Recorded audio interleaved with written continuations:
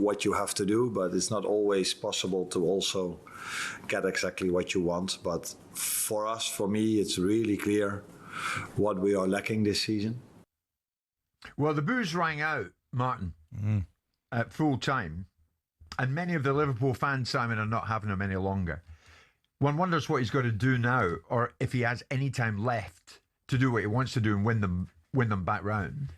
He won the Premier League last year, Jimmy. He's to be given more time, but they seem to have lost their way a little bit. I thought when he went there initially... More than a little bit, though, Martin. Yeah, but when he went there initially, like, it was a very... I used to say crazy Klopp, but I really like the energy.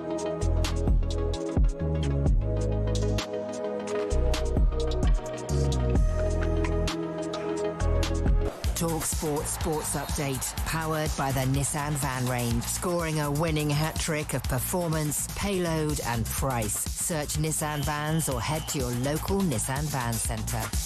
I'm Ben Fletcher. Good afternoon. Simon Jordan's not convinced Southampton will end up being kicked out of the playoffs, even if the EFL find them guilty of spying. If the former Palace owner was at the helm up at Middlesbrough, here's what he'd say to Saints.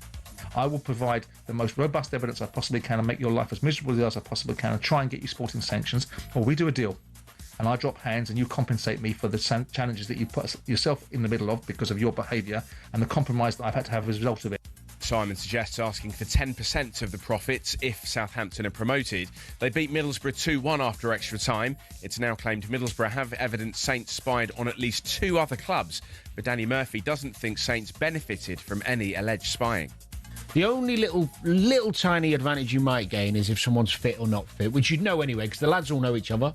You'll know that the morning of when you get to the ground. Maybe set plays could be a tiny little thing. Meanwhile, the FA are weighing up whether to investigate Taylor Harwood-Bellis. It's claimed the Southampton defender used discriminatory language towards Borough's Luke Ayling. Michael Carrick edges ever closer to landing the big gig at Old Trafford on a permanent basis. United are expected to open talks after an exec committee meeting this week. talkSPORT understands United have also considered an approach for Unai Emery. We're hearing Newcastle's Anthony Gordon has agreed terms with Bayern Munich. The two clubs are still hammering out the price. And Zach Crawley and Ollie Pope are dropped from the test squad for the opening game of the series against New Zealand. Emilio Gay, James Rue and Sonny Baker could make their debuts at Lords next month. Ex-Aussie international Marcus North has been confirmed as the new men's national selector, and the start of England women's second ODI against New Zealand has been delayed because of rain. Charlie Dean's side have a 1-0 lead in the 3-match series. Plenty more on the talkSPORT Cricket YouTube channel. talkSPORT News. Wes Streeting has told allies he's preparing to resign and trigger a Labour leadership contest. And another cruise ship, another virus. More from Amelia at past. talkSPORT weather with QuickFit. You can't trust the weather right now, but you can always trust Pirelli tyres. In stock now at your local centre. Visit quickfit.com and book today. Well, you may have heard it just then. Thundery in places, especially in the east. A mixed picture today with sunshine and showers. Chris O'Dowd! When you get the offer to be the voice of a sheep... Yes, you can only dream, really. Kelly Riley and Cole Hauser! Well, how much of Rip does your husband in real life have about him? I mean, yeah. I mean, he's a man. He's Kirsty and Phil! Can we talk about one other thing? We can talk about loads of things. It's an interview. Wake up, it's a beautiful morning.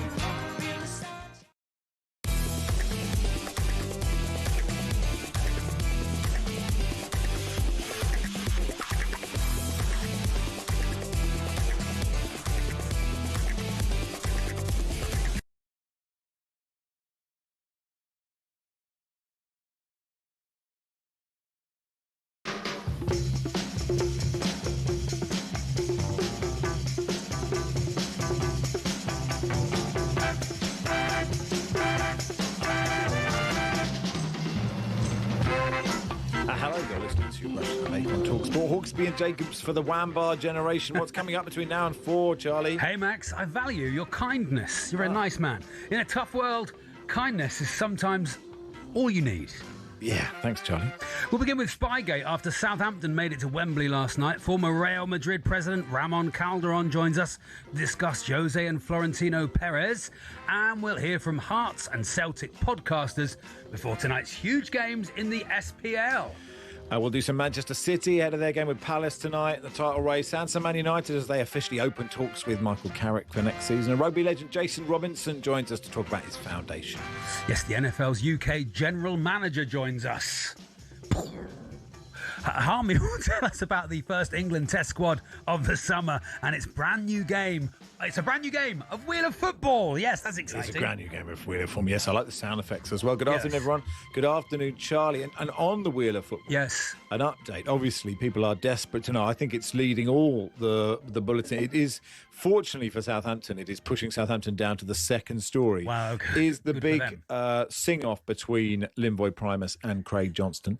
And I spoke to Mark Bosnich in the week. Yeah. And Craig Johnson is happy that for Mark to pass his number to me, and he's passed me Craig Johnson's number. Yeah. And I've just been a bit busy, and I'm yet to send the text to Craig Johnson where I say, I've never met, you're a legend of the game. You know, you won the league with Liverpool. Could you just sing me a line of In the Air Tonight by Phil Collins? It's just a tricky text to send, isn't it? Can you send it now while we're on air? And then see if we get an answer by the end of the show. Do you think it's a bit late for Craig at this stage? Okay, it might be, yeah. I mean, saying I'm not daring enough. I'd like to say I'm as daring. I'll do it in the break. I'll send it in the break. How are you, Charlie? I'm very good. This is the first time you've been on air since... First time I've been on air, and I just want to say congratulations to Hornchurch FC for winning the National League South playoff on Saturday. I don't know if you watched the match, Max. I didn't. An absolutely brilliant game of football, and they won in the big boy pressure moments. They turned up, right? Do I think that there were fouls in the build-up to the goals? Yes, I do. Okay. Yeah. Do I want VAR anywhere near the National League South to stop that happening? No, I don't. Mm-hmm. If I was Spurs, yeah. I would be begging to go to the Championship. Right. If I was Middlesbrough fans, I'd be ringing up Southampton and saying thank you for allegedly hiding in the bush to try and beat us, because you do not want to go near the dementors of VAR, the soul-sucking version of football that is somehow allowed to happen in the Premier League. It is so boring. It is so boring. Football is about chaos, about fun and chaos, right? And that is what happened at Hornchurch FC on Saturday. That is what happens in the National League South. We will never be anywhere near the Premier League, and I doubt VAR will ever get anywhere near League One or League Two. And I'm so happy about that, right? Let me just tell you one more thing. And okay. There's a line about comedy, right? There's a line about comedy, and I will change it to be about football and VAR. Okay. Which is this, right? Which is if you dissect a frog, right? Yeah. The frog dies. Yeah. We learn something, but the frog dies, right? Yeah. And that's the same with VAR. Got it. It is absolutely dreadful. So VAR is the frog. VAR is the frog in that analogy. Football's the frog. Football is the frog. And football is dying. The excitement of football is dying because you have to sit there for 8 minutes while the IT department get involved. It's like the IT department are coming in and going, oh, yeah, sorry, just need you to press Control-Alt-Delete while you play this brilliant game. Disgraceful. You sort of think that if and when VAR reaches National League South, it will be 2 people on their phone as well. So it will make it better. Which sort of works anyway. More fun. But anyway, look, well done. But well done, Hornchurch. Absolutely excellent. And good luck in the National League next season. You let in the goals at the disappointing times, didn't you? I mean, we're going to talk to Franny Benali, former Southampton defender. I'm really interested to hear his take on Spygate, because, it puts people like him who speak not necessarily on behalf of the club, but do a lot of work with the club in a really invidious position. And obviously a lot of people are saying they should be thrown out of football. Do you know something, though, that people haven't thought is, this is what, if they thought really quickly, Middlesbrough, when they caught that guy, they'd have made him a double agent. What a good idea. That's what they should have done. What a good idea. Send him back. Send him back saying, no, I didn't get caught. Yeah. And now he's a double agent and he's representing Middlesbrough. Who is the guy? Maybe they'd have got do we know who the guy is? Who's the guy? No, I don't think we have that information Don't yet. know who that is. Or maybe some people. I haven't gone to source out that guy. No, but like the interesting thing is, and like it's such a. I was being boring in the WhatsApp group about saying, where does this sit on the line of cheating, right? There's so much cheating in football from something that I would do, which is claim for a throw in that isn't mine, right? I'd be like, ball ref, because you're in the moment and you say 20 times a game, 30 times a game. Sure, then there's diving, right? There's trying to get your fellow professional sent off. This is all part of cheating. There's spying, there's sort of breaking PSR, there's match fixing. There's performance enhancing drugs and match fixing right at the end of the scale. Where does it fit? Because like if you break PSR, right, and everyone is bored of PSR, and it doesn't emote in the same way that spying does. It's not as fun. It's not as easy to understand. You just go gore. But if you do that, you can pay more players more money, so you can get a bigger, better squad and pay them more money, right? And over the course of the season, that is surely more advantageous than hiding in a bush in Middlesbrough. Yeah. Right? Which I think it's really the basic decency. The basic, that's Yeah. just not cricket element of British football and maybe football around the world, but definitely British football, where it's just basic decency of that's a line you can't cross. Yeah. No, I agree with you. But it's probably not as bad. We is all it? understand It's probably not S-Housery. We all enjoy S-Housery when it's our team doing it, and you accept it. But there's just it feels like a marginal gain that's not worth it. I agree, it's not worth it completely. But Tony says, have Southampton never heard of drones? Problem solved. I do think that, but then I do think it's not as bad probably as breaking PSR. When everyone else is sticking to PSR, however boring it is, and you're breaking it, you're getting a better squad, and having a better squad is probably different. I mean, Middlesbrough were unlucky as well. They should have had 2 penalties. I don't like the handball law, so I wouldn't give it, but everyone else would. And then the one where the guy gets absolutely wrapped on his shins. I think Southampton should have had a penalty as well. Somebody just pushed Flynn Downs over, I think it was. I might have got the players wrong. But anyway, and the goal they conceded, that was a gutter, wasn't it? Absolute gutter. Yeah. But they did look, I will say, Southampton did look the stronger team going into extra time. They did have, I think, the majority of the ball. And they looked like the better pressing team. But you can never if this is proved to be true, it's at best naive from somebody in the club, and at worst, in my mind, pretty criminal. Well, it's cheating. I wouldn't say it's criminal. Is it criminal? I wouldn't put anyone in prison for standing in a bush. You're cheating a football club out of hundreds of millions of pounds by not getting promoted. But well, I agree with that. But in the same way you are with the PSR, and people wouldn't be as emoted about that. I'm just trying to work out, and I don't know the answer. What is the right punishment for this? Because it's the playoffs, and it feels so egregious. It's like they should be thrown out of football or thrown out of these playoffs, and I just don't know if that is too far or not far enough. I'm not positing an answer, or do they give Middlesbrough all their money when they go up? Why don't they replay the game? One off, replay the game. What, until they? No, just play the game. Just play the game. The playoffs are too long anyway. It should be one leg at the club who finished highest, one leg, and then you play the final on the Saturday, and then it's done. But it drags on. What it does mean is today at 3:00 we're going to play I Spy, where you ring us up and we are going to do that. We are going to do I Spy. We are about it. We are going to play I Spy on the radio. And if you would like to play the Wheel of Football, Ben the West Brom fan won last week, so there is one place there in the game, 03717 223344. It is Rushden and Baker on talkSPORT in partnership with Toolstation. Join the Toolstation Trade Club. Get 10% off all electrical and lighting products when you buy cable and Flex's first stop, Toolstation.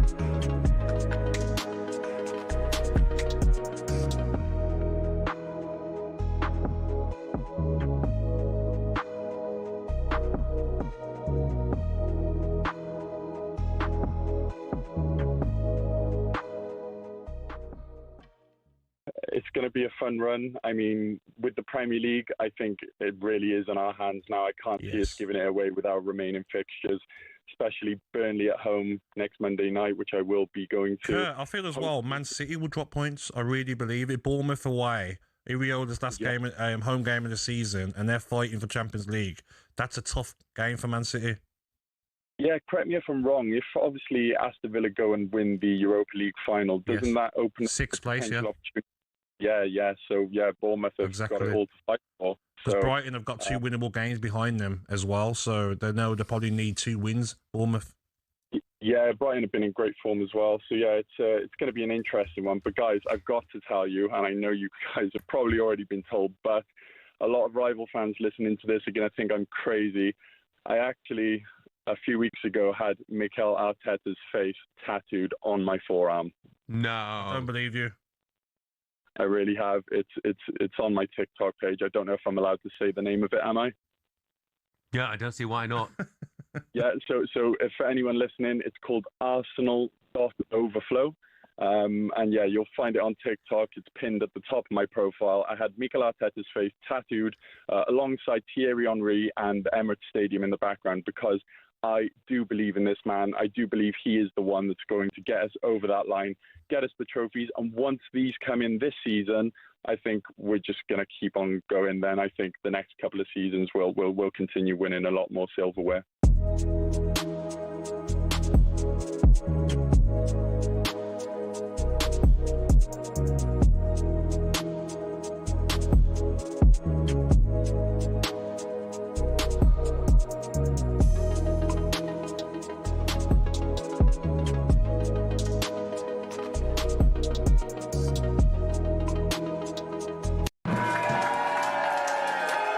Chris O'Dowd! When you get the offer to be the voice of a sheep, Yes, you can only dream, really. Kelly Riley and Cole Hauser. Well, how much of Rip does your husband in real life have about him? I mean, yeah. I mean, he's a man. He's Kirsty and Phil.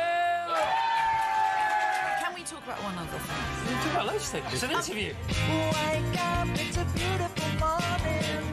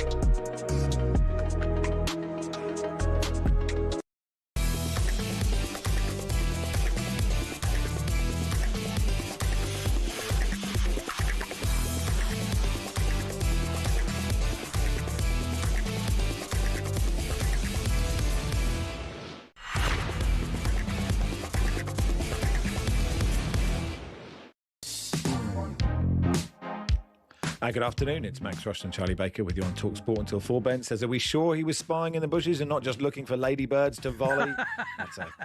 That's a great message. I enjoyed that If you weren't listening to last week, then you wouldn't understand what that meant. So you've got to listen to the whole thing.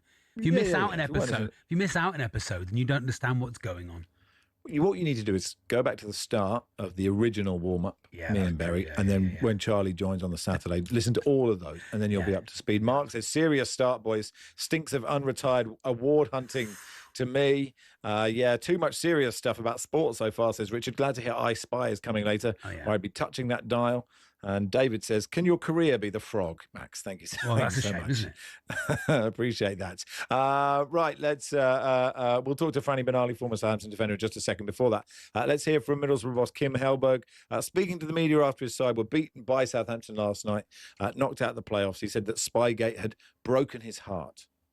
I worked 15 years as a coach in terms of trying to get to the Premier League. That's my dream. What I could control was the tactical aspect of the game. What I could control was helping my players more. And when you have done that and for a week or 2 weeks up to this game, put every second away from your family to watch Southampton every game you can to try to gain that advantage that we can actually get. When you go home to your family and say, no, I'm not coming home, I'm going to see more games of them because I need to see it.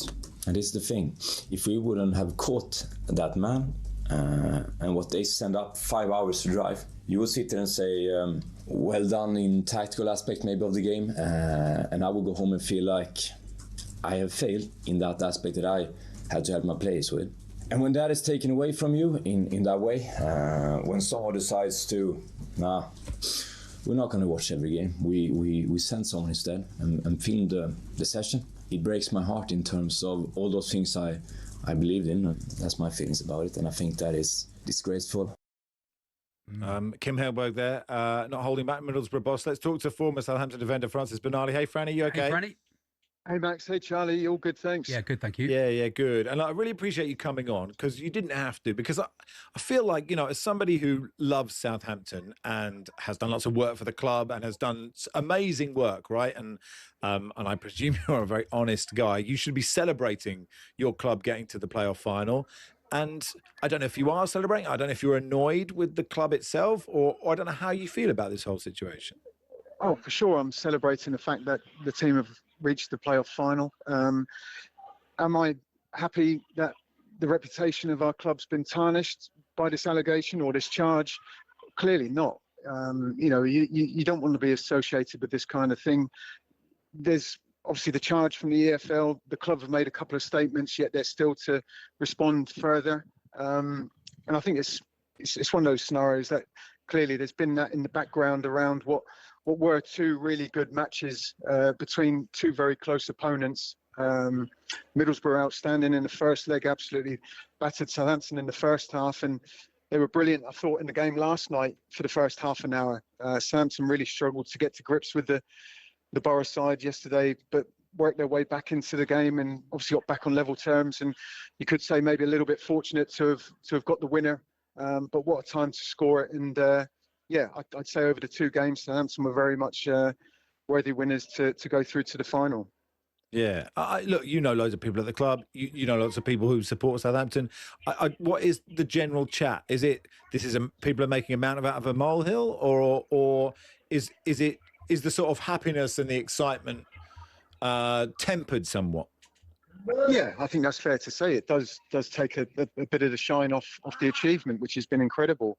You look at how the team have just sort of like played for so many months now and forced their way back into the playoffs, and the way that they've performed on and off the pitch. It's been brilliant, to see, and the supporters have been incredible.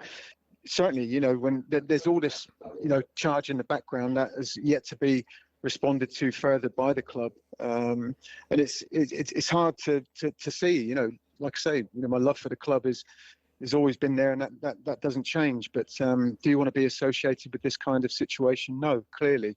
But we'll have to see how that plays out. Franny, from a player's point of view, do you think this will affect the dressing room at all?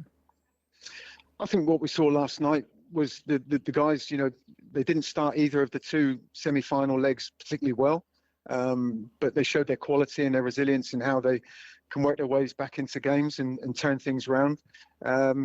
It might be a conversation that the guys will have between themselves, but I think for any player, once you're out on the pitch and the whistle blows in any game of football, all your focus and attention is on what's in front of you, which is to try and win that game of football, whatever the situation. So, yeah, they're professionals. They'll get on with what they have to do, and it's not something that they can have a say in either. They've just got to do what they can do, play their football, continue playing like they have been for many months now, and it's going to be in the hands of others that decide any outcome. It just seems so un-Southampton-like. You think Southampton with this? It's like, do you remember when Lembit Opik had an affair with one of the cheeky girls? Didn't he go out with them? It's like, he didn't have an affair. He went out with them. It was like a relationship. I thought it was an affair. I do apologise. Because you sort of went, you, with one of the cheeky girls. And it's like, Southampton, spying.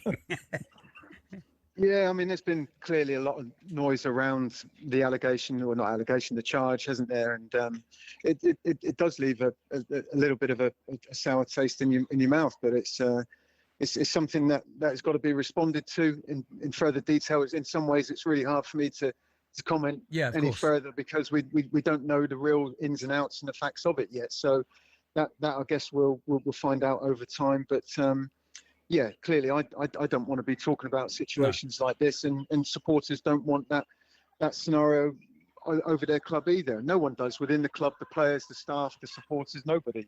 So it's something that's going to have to be dealt with, and as a club we'll have to sort of abide to whatever decisions are made. But it's a real shame, guys, is that it is taken away from what we should be talking about, the achievements of the players and the club and all the hard work that's gone into turning a season around which didn't start off well. The unbeaten run they're on has been incredible.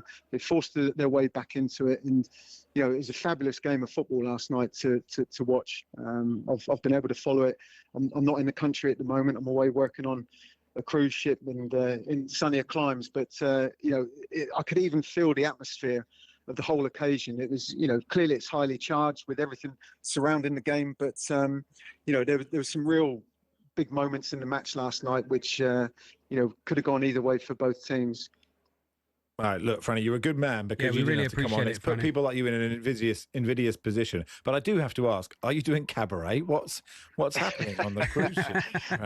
Well, you don't want to see me sing, dance, or do comedy, guys, at all whatsoever. So no, I'm on board giving some talks to the passengers, and I'll definitely be home in time for the playoff final, which I'm looking forward to. Fantastic. Good stuff. Thanks for coming on, Franny. Appreciate your time. No worries, guys. Take care. Francis Benali there, former Southampton defender. Dan says, is spying on a rival as bad as revising for the birthday spread? It's a good question. Whoever revises for the birthday spread is just... Yeah, it's a bit like looking up the times of the goals. The lowest of the low. For time difference, isn't it? Errol, the Man United fan, says, Charlie, I listen every episode. I still don't know what's going on.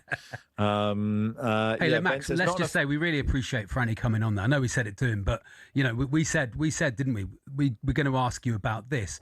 I think he works for the club in some sort of way. He didn't have to come on at all because he doesn't have to answer for all Southampton fans. But I thought that was really good of him to come on. Yeah. Southampton won, says Shawnee, because their striker jumped out of a fake bush camouflaged like Predator. Ben says, not an affair. Lembert Opik was not that cheeky, is what he says.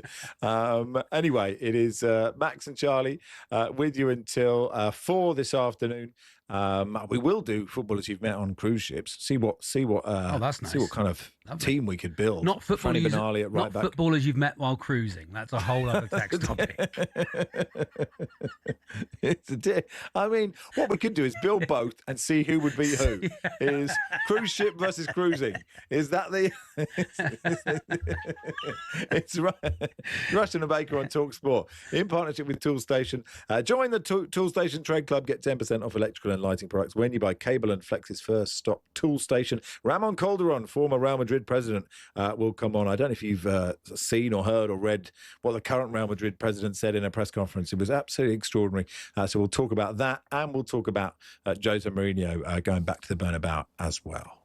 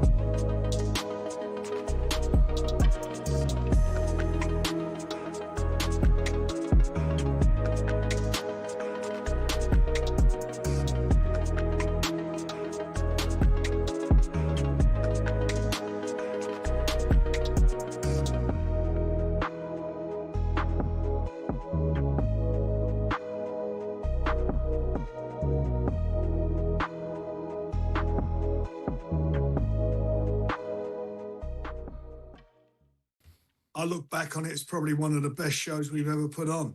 The main event was just unbelievable. Unbelievable fight. Two absolute warriors who gritted their teeth and gave everything. And the place was rammed out, it was sold out, and everybody there they were just enthralled by it. And of course, we saw it happened in the early moments. Frank Dubois picked himself up from the canvas twice after all the question marks about heart. And I know you bristled at these questions before the fight, but is Daniel now no longer a man to be doubted?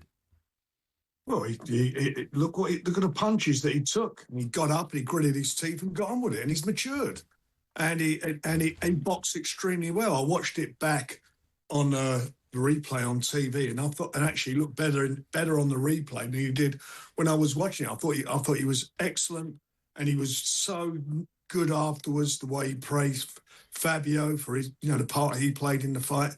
It was magnificent. And anybody who doubts Daniel now, I don't know what planet they're on. I mean, he's matured mentally, and I believed in him. We've stuck with him. We believed in him and stuck with him, and he delivered for everybody. I think you thought the heart issue, the heart question, was a valid one before the fight. Well, Simon. I didn't think it was a valid one, but I thought it was a legitimate narrative. I don't think the heart question is any more relevant to Daniel Dubois than it was to. This Spygate saga could rumble into next week. That's the view of football legal expert Stefan Borson. It's a very, very difficult situation for this independent commission.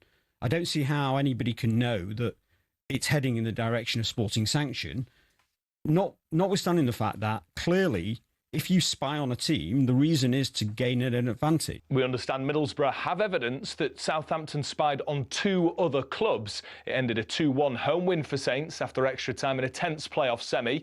Danny Murphy's told talkSPORT it goes to show there's not that much to gain from spying anyway.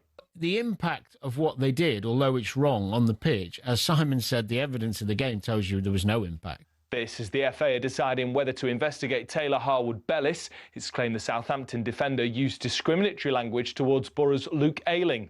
Now we're hearing Michael Carrick's getting even closer to being named as the permanent Manchester United manager. The executive committee at Old Trafford are expected to put him forward as their preferred option at a meeting this week.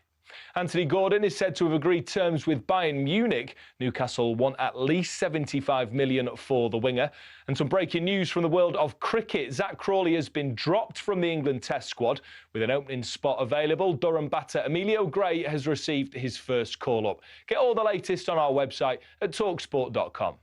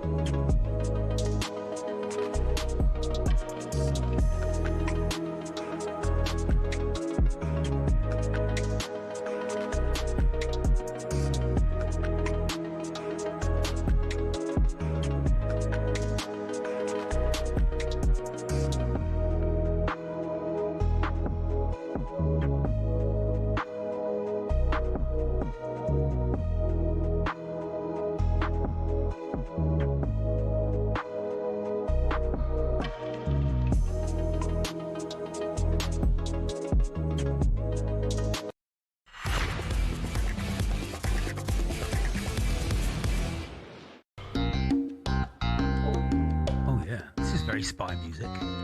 It is, isn't it? Very spy. Sat in the bush. Turn it up a bit. Turn it up a bit. Oh, I see they're playing 4-3-3. Yeah. Don't we have to have like New York accents? Hey, they're playing 4-3-3 in the. They're playing 4-3-3. Hey, they're gonna swing it in from the corners. Inverted fullbacks. This is Charlie exposing all the tactics he knows in 2 That's sentences. about all there. I've said now. That's good though, isn't it? Afternoon, boys, says Harvey. I once met John Virgo and Willie Thorne on the Isle of Wight ferry. Does that count? Well, that's good. This is sort of footballers you've met on cruise ships. Listen, it's all we've got to start with. This mate, they can play in a back three. Virgo and Thorne alongside Francis Benali. But yeah, 8:10:89. If you have any more of that, let's hear from our reporter Ben Jacobs. He spoke to Andy Goldstein, Gabby O'Bonahor on breakfast. The latest on Jose Mourinho's return to Real Madrid.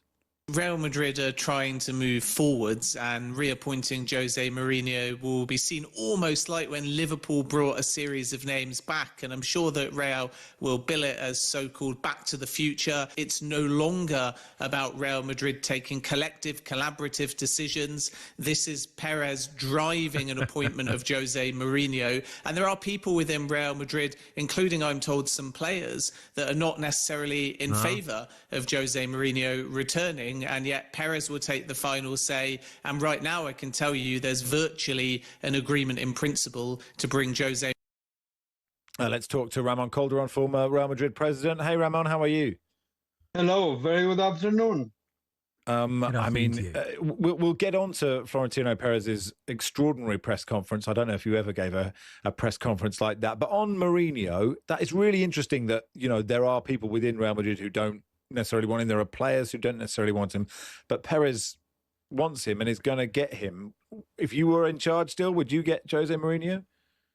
Well, we don't know yet if he is going to come due to the press conference you are talking about that the president gave yesterday, saying that he's calling elections in the next weeks. But what I know about Mourinho is what he did when he was here. Only one La Liga title in 3 years and no one final Champions League appearances. And I know what are the coaches who have been successful with our club, not the ones with his personality. Zidane, Del Bosque, and Ancelotti, all of them using different methods and systems, convincing the players, not imposing their authority, which is very important when you are dealing with egos of top stars in the dressing room.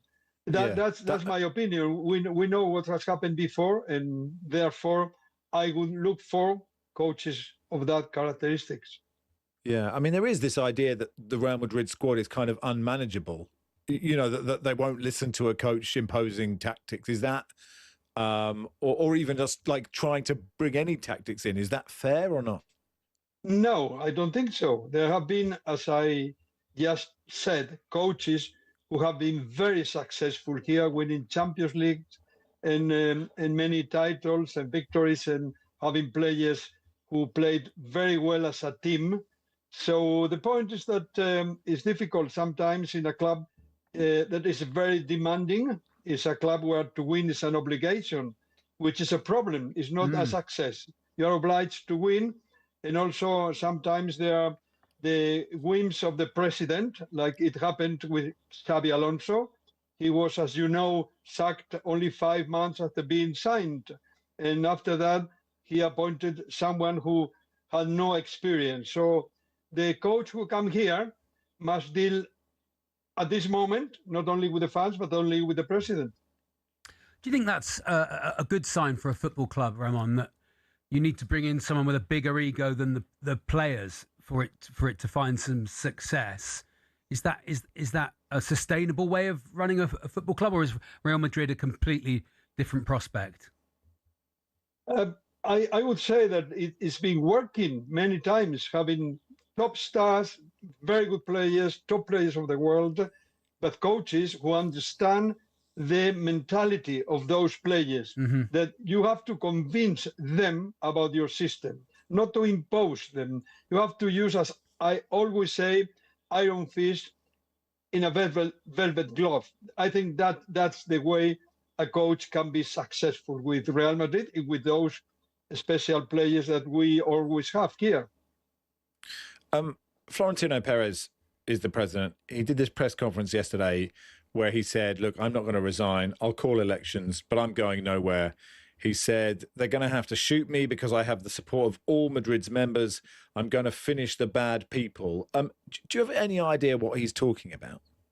I think it was, I have to say that, I'm sorry to say that it was very unfortunate statements. In some way, it was grotesque. No self-criticism, no acceptance of the mistakes made, a lot of them. And I thought, I know him very well. I was working with him for 7 years. I know he's very arrogant in some way, but what he did yesterday was for me was stunning, and just blaming the press for all the mistakes the club made in the last two years was not understandable. Really, it was a pity. Also confusing the club with himself. It reminds me of those dictators when you are just attacking them. They use that saying that you are attacking the country. They are ruling.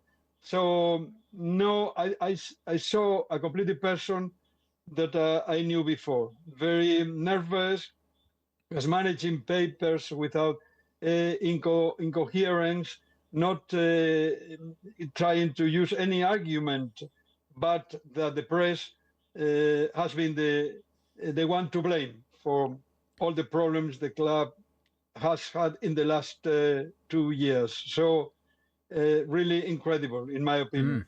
Yeah, and how much power he clearly has a lot of power, but like, is there a groundswell of opinion to replace him? Is there someone who would have enough support to replace him? I don't really know how the elections work to become the president of Real Madrid. Well, for sure, someone will be trying to run for the election. It's not easy.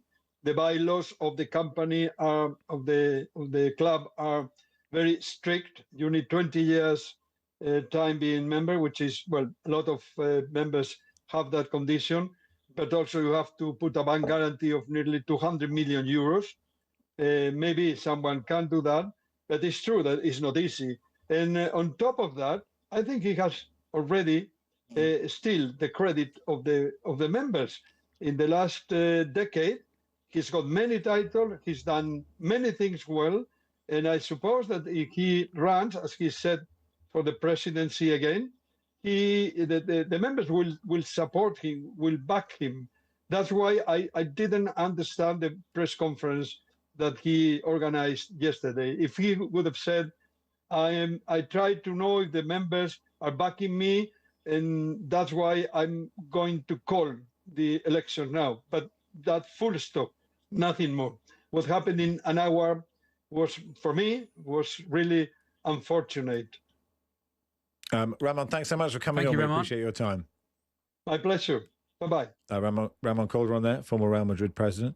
Yeah, you should read it. I mean, it's a sort of mad ramblings. Some of it is completely. Is it in Spanish, Max? It is in Spanish. Yes. But I mean, he said it in Spanish. It's not he's not said it in English, and he's not quite understood what he's saying. Do you know what I mean? Sometimes, Sometimes people are saying it in their sort of third or fourth language, so it's not. No, it was a press conference in Spain for Spanish people. Right, okay, sure. And yes, it's still, I mean, and I don't speak Spanish, so yes, most ramblings in Spanish are quite hard for me to understand, but when you read the transcript. John, the lifelong Middlesbrough fan, says this: why the sarcasm regarding Southampton blatantly cheating? This is not a fun topic, it's serious, and they absolutely shouldn't be allowed to proceed to their Wembley final. I wonder if you'd be this flippant about matters if it happened to a bigger team in the Premier League. Kindly take this seriously. We're taking it pretty seriously, John. I think you can do both, because spying, unless it's MI5 spying, it's kind of funny.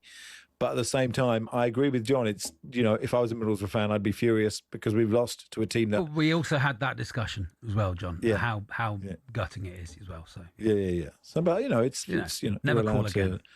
I think John can call again. I understand why right now he's pretty furious about things. I do, John. You may text again. John, I'd put you in the final. I'd replay the game or put you straight in the final. That's what I'd do. It is Max and Charlie with you till 4. We've got podcasters from both Hearts and Celtic joining us. Big games for both sides in that fascinating title race in the Scottish Premiership.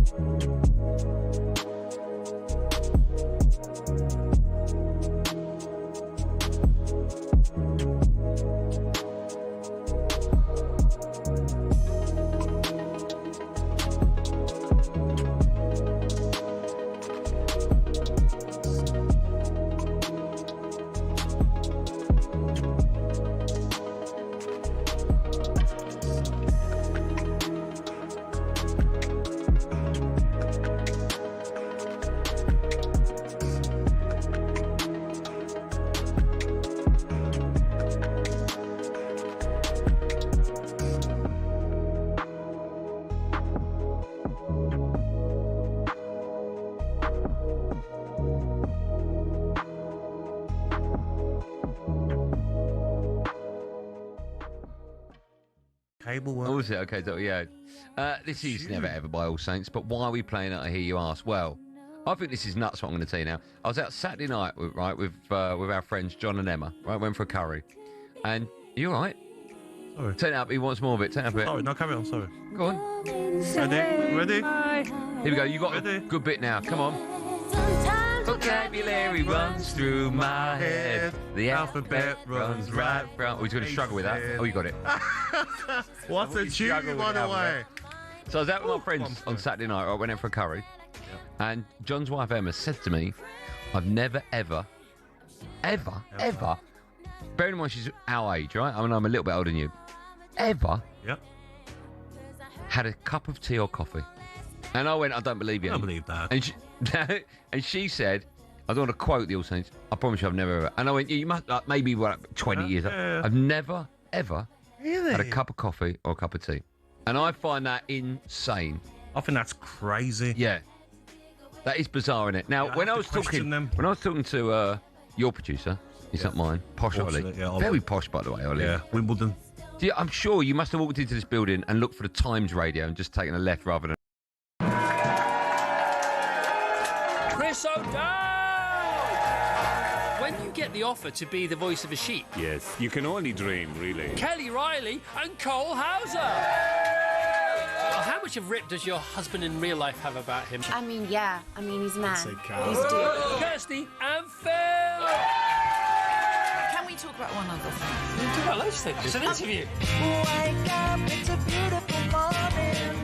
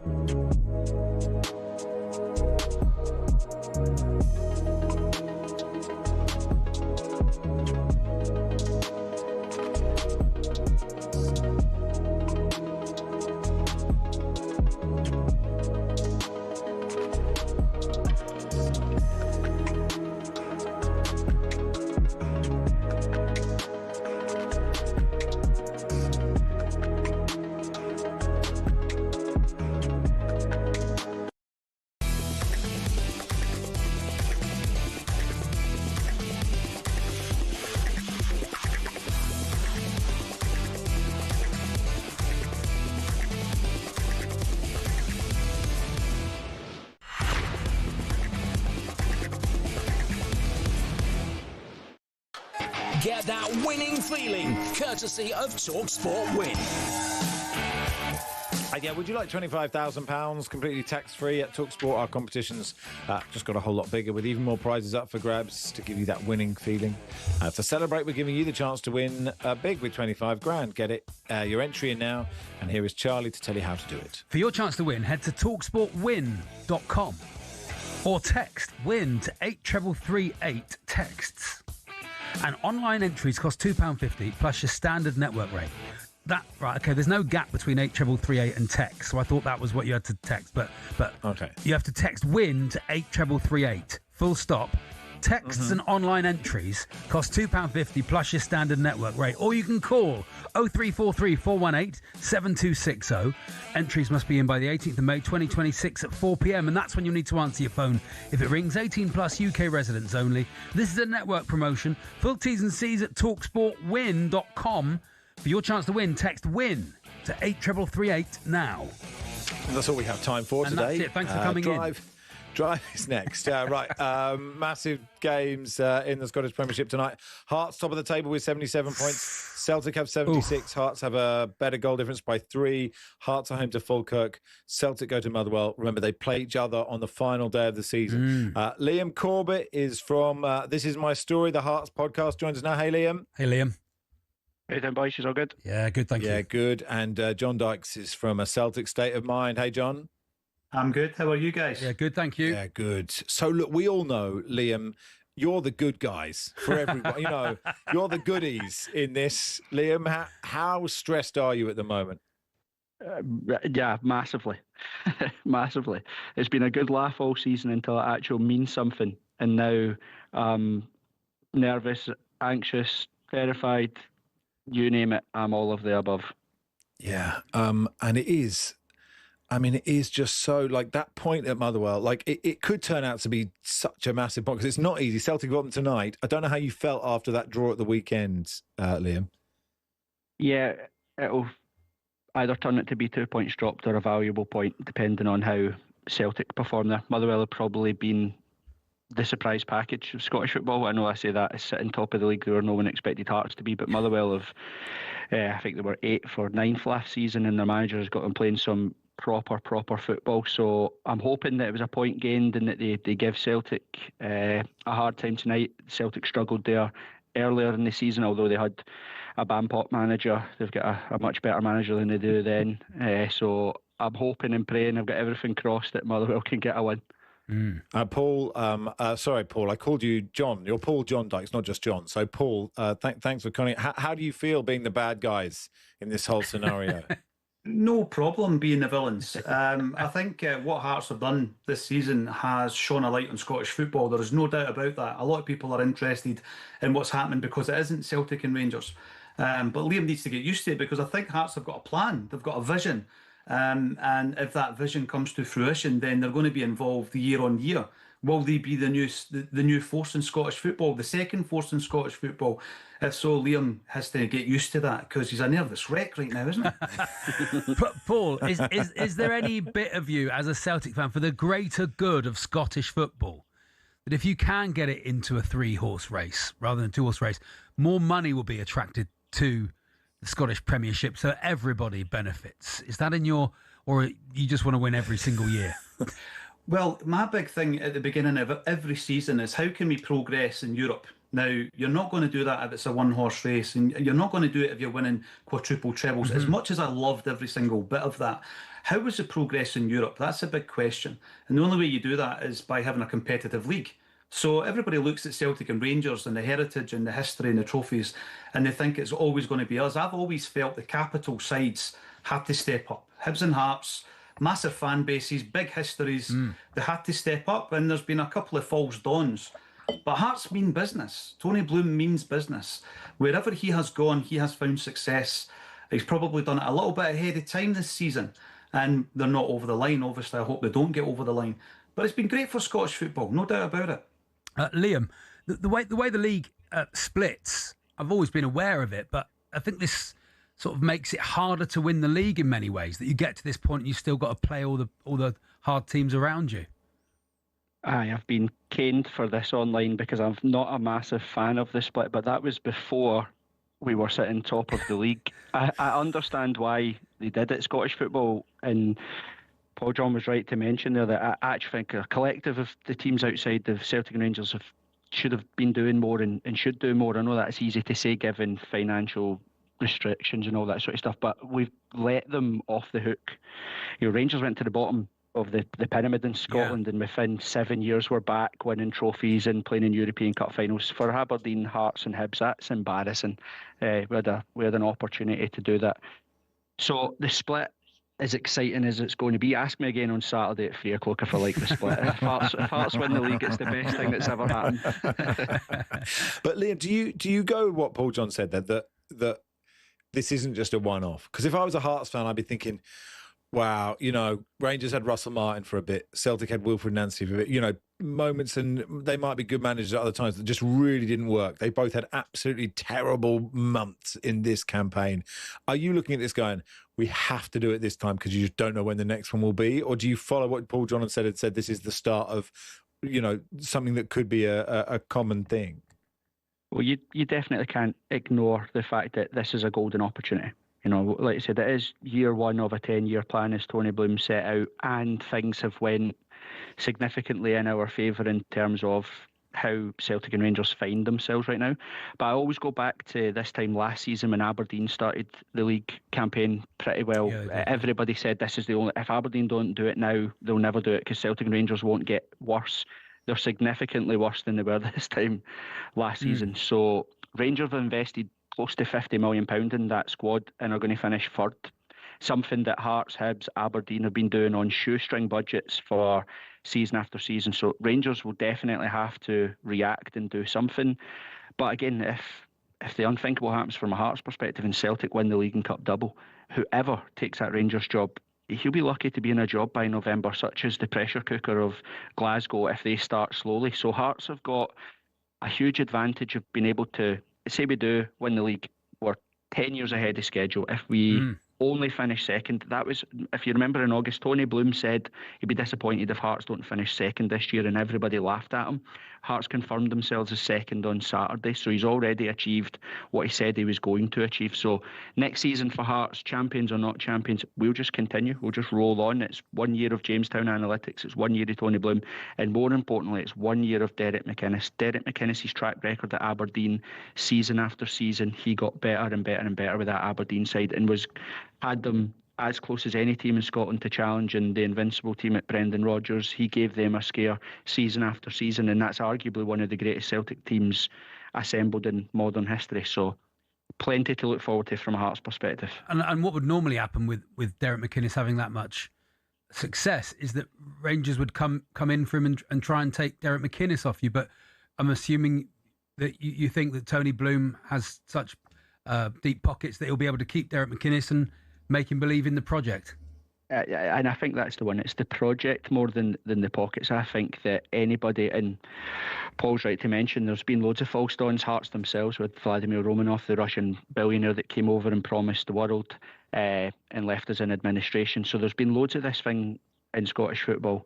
But Tony Bloom's got substance. You know, you only have to look at Brighton season after season from where they are. USG in Belgium, they've won their first title in 90 years. And I think that any Hearts manager would be buzzing to get that Hearts project. And Derek McInnes looks like he's buzzing. You know, normally you're right. At this time of the season, it's Claudio Braga to Celtic, Claudio Braga to Rangers. It's just what happens here. It's the natural progression for players. But because we've secured Champions League football, you're now saying, well, wait a minute. Do you leave Hearts to go to Rangers, who are going to play in the very first qualifying round of the Conference League, if Celtic do what they do in the Cup? We're suddenly a much more bigger prospect than what we've potentially been seasons after season. Paul, John, would you take a point tonight? Which would mean if Hearts win, you'd need a 3-0 win. Is that right? Have I got that? No, a 2-0 win would do it, wouldn't it? Because their goal difference would go down on the final day. It's one of those situations where, like Liam said earlier on, it could be a good point. You just never know what's going to happen at Tynecastle, although a rocking Tynecastle's a difficult place to go. A lot of players come to Scottish football and say it's the best stadium that they play in away from home. So at this moment in time, I want to win. But depending on what happens tonight, maybe a point will turn into a good point. If we go to Celtic Park at the weekend, you know, the spirit of 1986 will be firm in our memory. Do we win 3 or 4-0? Not all that regularly. No, we don't. But, you know, we'll know the size of the task when it comes to us. But, you know, what Liam's talking about there in relation to the change in dynamic, the landscape of Scottish football has changed, regardless of what happens. If Hearts finish second, the landscape has still changed. Because I would have expected Rangers to go to Hearts and try and get Derek McInnes, ordinarily. But now he'll stay where he is, you know, because he's got a project and he knows exactly where he's going. Rangers have had 5 managers in 5 years since Gerrard left. So, you know, you're far more stable going to a club like Hearts at the moment. That's so interesting. Well, thank you both. Really appreciate your time. Thank you, Paul. Thanks, John. guys. Good luck. Thank you. Pleasure. Thank you. Thank you, Liam. Liam has gone, but there you go. Liam Corbett from This Is My Story, the Hearts podcast. Paul John Dykes from Celtic State of Mind. Fascinatingly poised. We will keep you posted tonight on Kickoff. It's Max and Charlie with you on talkSPORT.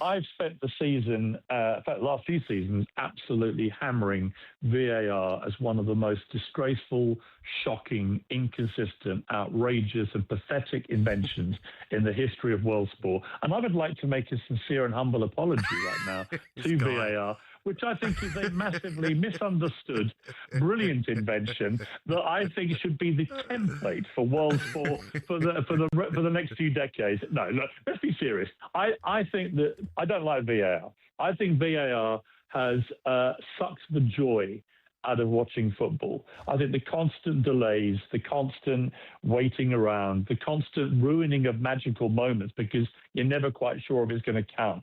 I don't like any of it. And I would rather go back, honestly, to the days when we relied on a guy in a black outfit who was going to decide whether it was a goal or not, and with the help of his linesman. Because VAR, I don't think any real football fan likes this because it's so inconsistent. And ultimately, it depends anyway on human beings who've shown themselves to be remarkably frail when it comes to making good decisions. Now, having said that, yesterday, I felt that they made the right decision. They took 5 minutes to get there, and obviously as an Arsenal fan, I would say that. But most independent observers think that there was a clear, I think, double foul on Ray. You've got Pablo with his arm trying to throttle him, and you've got another guy pulling his shirt from the back. So I think it was definitely a foul. But has it been consistent? Have Arsenal got away with murder with similar situations, particularly from our corners where we've been barreling into goalkeepers and defenders all season? Of course it's wrong.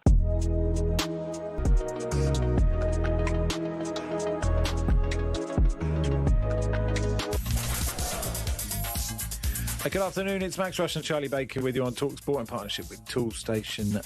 We'll speak to Jamie Jackson, the Guardian's man in Manchester, in just a second, ahead of City Palace tonight. And with the story that Michael Carrick is... they've opened official talks with Michael Carrick, but not just Michael Carrick. Well, we'll find out more from Jamie in just a second. Before that, here's Ben with the sport. talkSPORT Sports Update, powered by the Nissan Van range. Commercial vehicles built around your business. Search Nissan Vans or head to your local Nissan Van centre. Good afternoon. Straight to Northampton, where rain has delayed the starts of England women's second ODI against New Zealand. Any sign of blue skies? talkSPORT's John Norman. Well, there are, but grey cloud quickly following it. A real shame because the first ODI between these two sides conjured up an engrossing match, with England sealing a nervy win by 1 wicket. A big summer for England's women's cricket team. A T20 World Cup being played in this country. But for now, we wait to see if the weather will allow the cricketers to play ball. Thanks, John. In the meantime, Zach Crawley has been dropped from the England Test squad along with Ollie Pope, with an opening spot available. Durham batter Emilio Gay has received his first call-up. Hampshire quick bowler Sonny Baker could also make his debut against New Zealand next month. There's plenty more on the talkSPORT Cricket YouTube channel. Next, this Spygate saga could rumble on into next week. That's the view of football legal expert Stefan Borson. It's a very, very difficult situation for this independent commission. I don't see how anybody can know that it's heading in the direction of sporting sanction, notwithstanding the fact that clearly, if you spy on a team, the reason is to gain an advantage. It's now claimed Middlesbrough have enough evidence that Southampton spied on 2 other clubs. This is the FA deciding whether to investigate Taylor Harwood-Bellis. It's claimed the Southampton defender used discriminatory language towards Borough's Luke Ayling. We're hearing Michael Carrick's getting closer to being named as the permanent Manchester United manager. The executive committee at Old Trafford are expected to put him forward as their preferred option at a meeting this week. The hierarchy also understood to have considered an approach for Unai Emery. Anthony Gordon said to have agreed terms with Bayern Munich. Newcastle want at least £75 million for their winger. Danny Murphy's not convinced he'll get many minutes. Unless Munich have got some sort of plan, or Elise is off somewhere, or Diaz is off somewhere. Okay, he's got confidence in himself, fine. I'm sure he has. He's that type of lad. But from a footballing perspective, as a player, I'm trying to look at it from his point of view other than the financial gain. You're going to be sitting on the bench. There's plenty more at talksport.com. talkSPORT News. Wes Streeting has told allies he's preparing to resign and trigger a Labour leadership contest. And another cruise ship has been hit by another virus. More from Amelia at past. talkSPORT weather with QuickFit. The tyre transfer window is hotting up, and we've signed a multi-generational talent with Continental Tyres. Visit quickfit.com and book today. Showers in places, especially in the east. Some sunshine, blustery and feeling a lot cooler.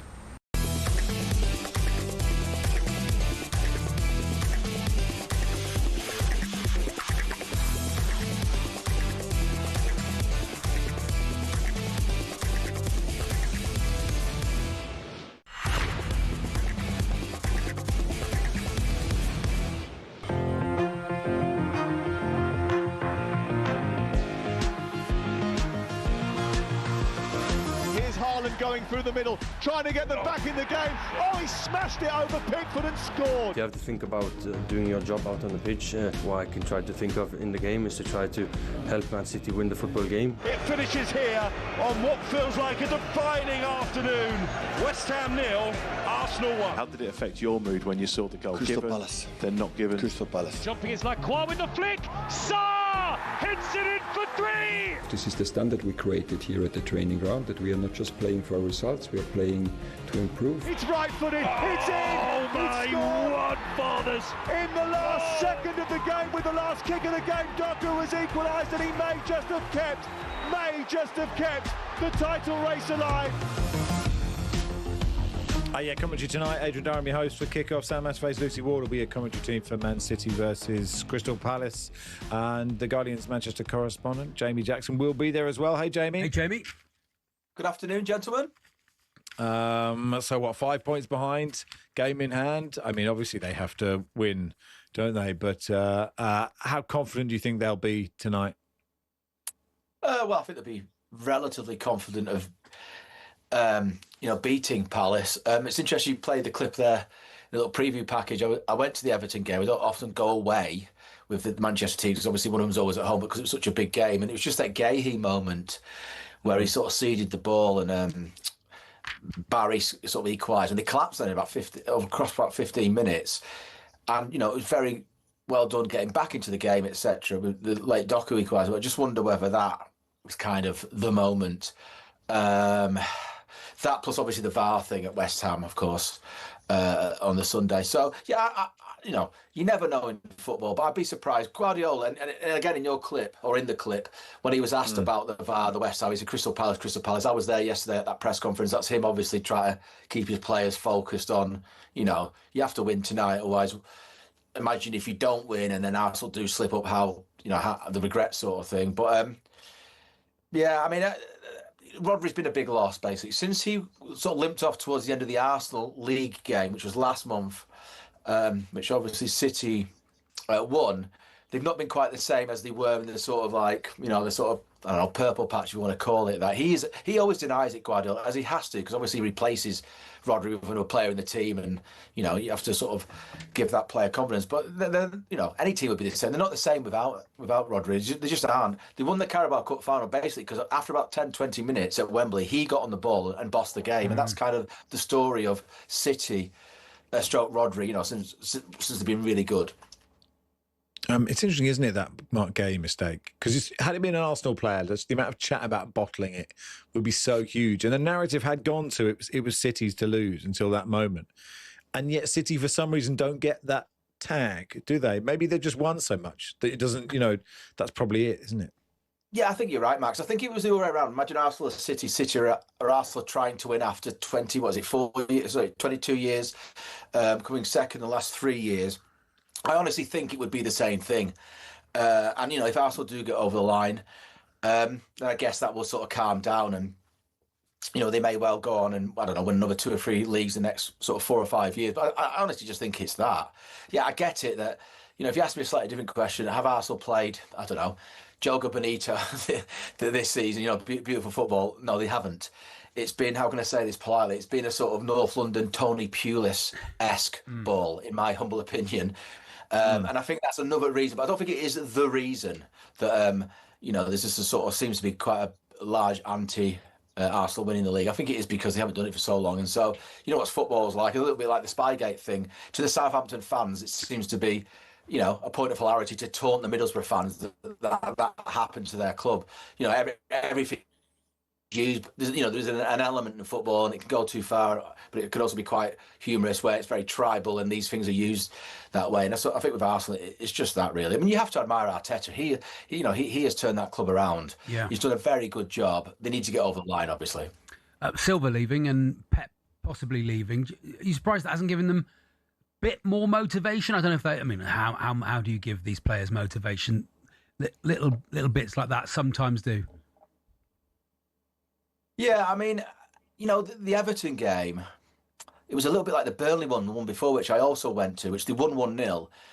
But, they were very patchy. It was almost, or it's not almost, it's sort of City have lost form right at the wrong moment. And you mentioned Silva and Guardiola. So Silva certainly leaving, and Pep, I think, how can I say it? Maybe it's sort of 75, 80, 85% he will go. You are right, Charlie. But, it's not to say, maybe not about Guardiola's features, not to say that isn't being spoken about internally, as a motivation. They're just not producing it on the pitch. And it's an interesting one because I asked about Rodri yesterday whether he might miss the World Cup. And Guardiola was very quick to say no, but I'm not sure he's going to play again this season. It's a growing problem. The FA Cup final on Saturday seems doubtful. And then you're into the last week of the season and, he is a big miss, and the reason why I mention this is who knows if he's off in the summer. He had that whole thing about Real Madrid, yes. I don't know if you remember that last international break. Basically, it read like a "come and get me, please" plea from Rodri. If he was to leave as well, and you've got Bernardo Silva, Rodri, and possibly Guardiola, or almost, good chance of Guardiola. That's sort of like the heart and guts a little bit of the football operation. It's a very well-run club beyond, sort of back room, however you want to describe it. But in terms of on the pitch, it's quite a sort of heart and soul would go there. So interesting. And, it seems to be Maresca who would come in. Don't know.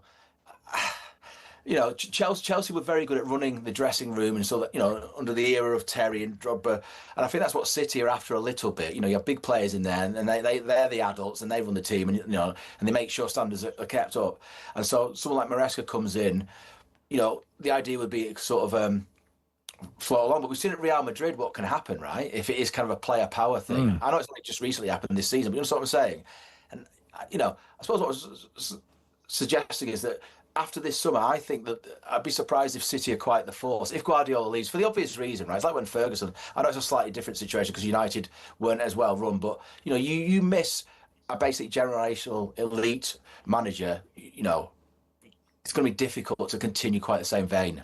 Yeah, it's going to be fascinating. Look, we've spent a lot of time, and talkSPORT spent a lot of time in the last week talking about a man in a bush in Middlesbrough spying on behalf of Southampton. And at the same time, we have these 115 charges against Manchester City. Does anyone talk about it anymore still? Is it ever brought up at any kind of press conference or anything? Because I know it's boring because we just don't know, but it's still there. I don't want to say it's boring at all, Max, but I understand why you're saying that.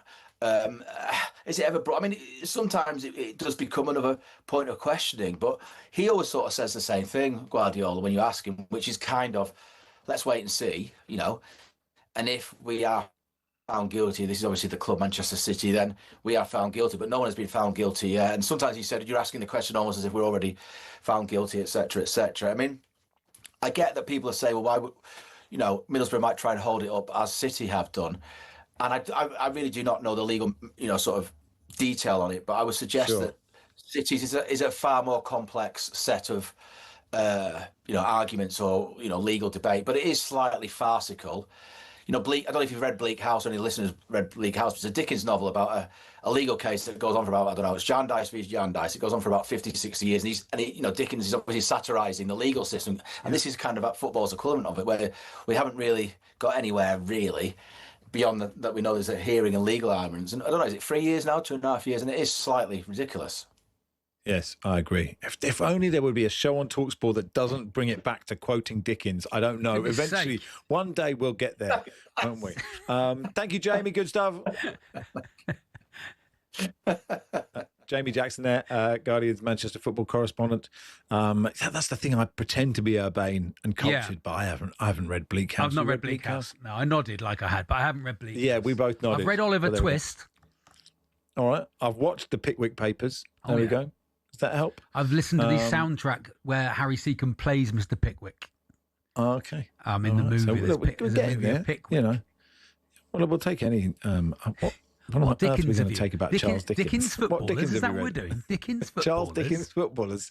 That's good. Yes, Okay, we'll do that. Yes, also, we need one caller, please, to play Ben, the West Brom fan, in the Wheel of Football. 03717 223344. If you would like to take part in what is fast becoming the greatest quiz just in the greatest quiz.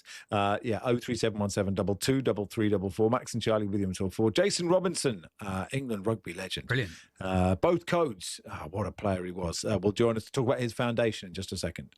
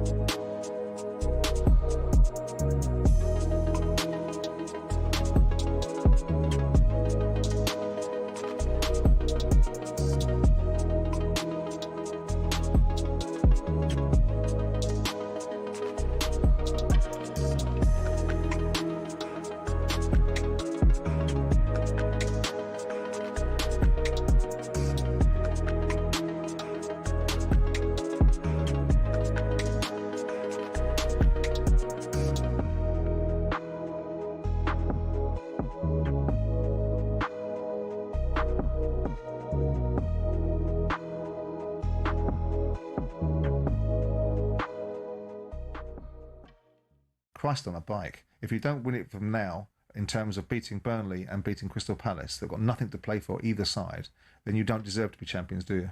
And so what would you be doing then on that Monday afterwards? Would you be coming in on that bank holiday so you can give it to me? You'd be saying, would you not bother turning up if Arsenal win it? It's not about giving it to you. It's about holding things to account. No one's really interested in your personal objectives. So we're so close to this. So at the end of the day, the question is, do you now think that Arsenal should now win the league? They're in as good a position. So if they don't win the league now, that would be relatively inexcusable. Well, why is he when we get? And if City win this position, just a minute, I'd be saying the same thing. Why were you it was a City bias? Why were you not saying that at the beginning of last week? When Man City were in that position, when Man City get a point, because I'm delighted. Only a point. I'm delighted that Man City, because I'm delighted that Man City aren't going to win the league. Who wants a monopoly? Who wants saying it? That? Well, why wouldn't I do? I'm not frightened of saying things. You seem to be unwilling to say certain things. You don't want to name pundits. No, because I've been in this journey before. Yeah, because you're and worried. They're very flippant. It's very flippant to what people are going to say. Well, it's very flippant to dismiss. Put your proverbial on the block and say it, and people will criticise you or they won't criticise you. I think quietly behind the scenes. Have they won it, Martin? No, they haven't won it, Jim. They've got 2 games to play. Look at Man City, what we're dealing with, and creating an energy. Will Pep be there? Won't he be there? Bernardo Silva hanging up his boots to go somewhere else. There's a drive and an energy to get to the finishing line. You're up against Pep here. Let's not discount that.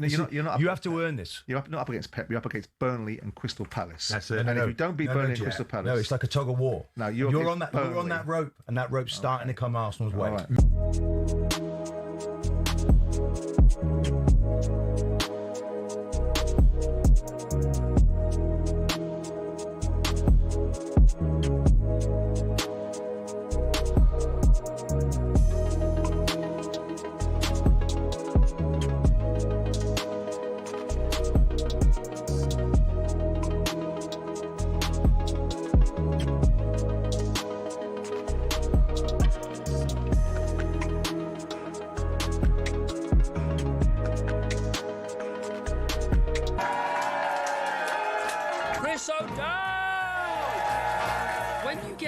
To be the voice of a sheep. Yes, you can only dream, really. Kelly Riley and Cole Hauser. Well, how much of Rip does your husband in real life have about him? I mean, yeah. I mean, he's a man. He's a dude. Kirsty and Phil. Can we talk about one other thing? Talk about loads of things. It's an interview. Wake up, it's a beautiful morning.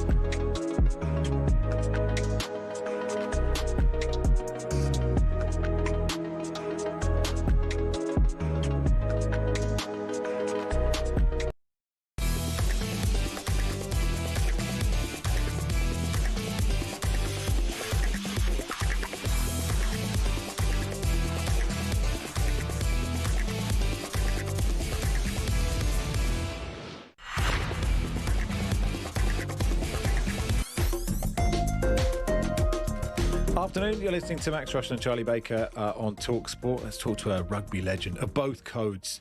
A decade on at Wigan, absolutely brilliant. Then went to rugby union, scored a try in the World Cup final 03. What a player. It's over. Jason Robinson joins us. How are you, Jason? Hello, Jason. Yeah, I'm great, guys. Good. Thanks for having me on. You're really welcome. No, pleasure. We'll get to we want to talk about your foundation. You probably talked about this a million times. When Johnny Wilkinson scored that drop goal, where were you? Were you on the pitch? Were you off the pitch? Could you see it? Did you know the moment he kicked it? Yeah, I do, because I was in the wrong position. So I look back now, and all we'd practiced, and I should have been the ruck before I was in it, and then I got up, and I just found myself in no man's land, and time was just going slow, and I just got caught between two things, and actually didn't do anything. So I remember just watching him like everybody else, and thankfully we had the man for the job at the right time, and the rest is history. There we are. Yeah, what a moment. Let's talk about your foundation then. Tell us why you decided to come up with it, and there's a big announcement today.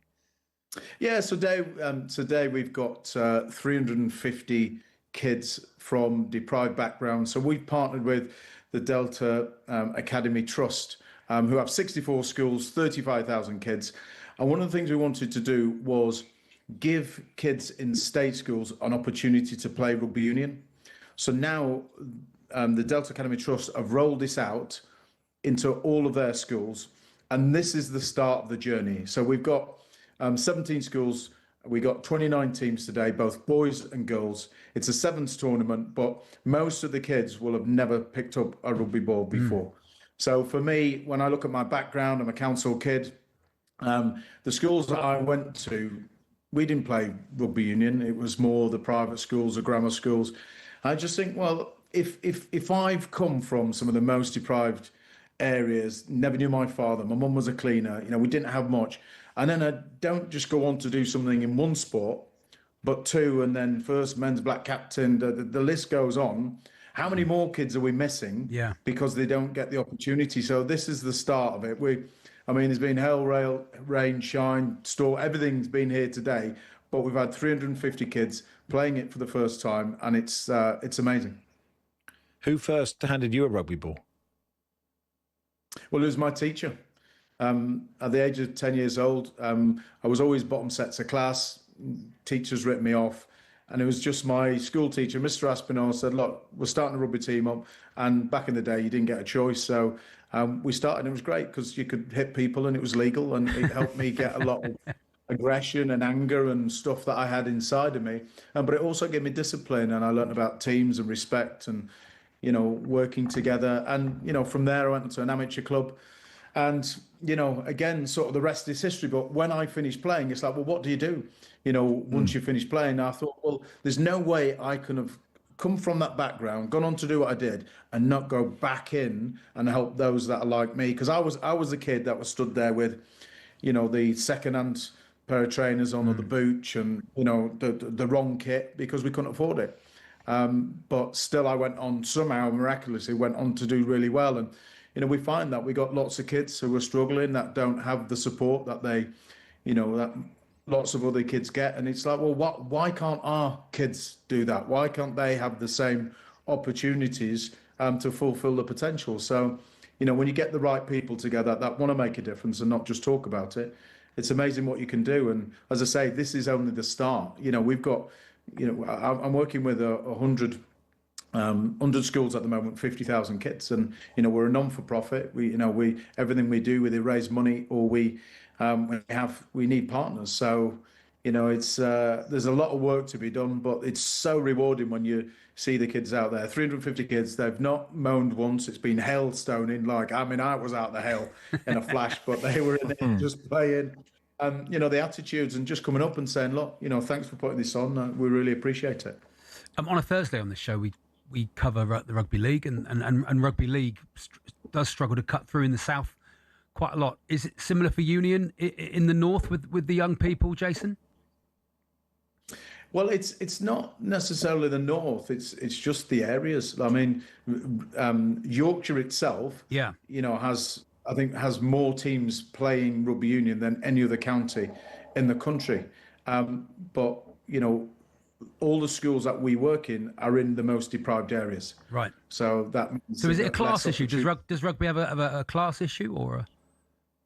Well, I have nothing against, the Millfields and some of the private schools and the grammar schools, because they do it really well and they have great facilities, they have great coaching, and that's great. But because of my journey and not having all that, I just think, well, if we're trying to grow the game, and you talk about expansion in rugby and all these franchise and everything else, the only way the game is going to survive and grow is at grassroots. And not every child can go to a local club, but everybody goes to school. Yeah. So if we can do the work in the schools and get people playing rugby union more, all different sports, then they're more likely to go to a local club. So we just want to help them on that journey, and not only that, let it be a pathway to go and compete, in some of the bigger tournaments, and this is all part of a journey for these kids, because they have an opportunity to play in the Apex Sevens rugby tournament next year.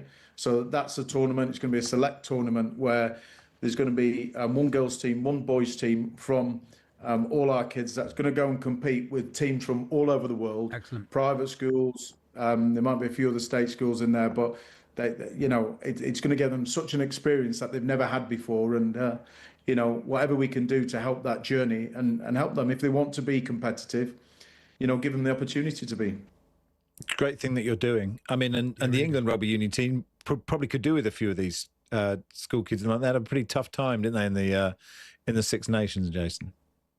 Yeah, it was. I mean, listen, I was disappointed. Most people are disappointed, but there'd been nobody more disappointed than the players themselves. They've got to live with it, and there's only them that can change it. But you don't become a bad side overnight, and you don't become a good side. So, the World Cup's on the horizon next year. So, there's going to have to be a lot of improvements in order to, do well out there. But England got some great players, and they just need to get back to winning ways. Thankfully, I don't have the problem of trying to make that happen.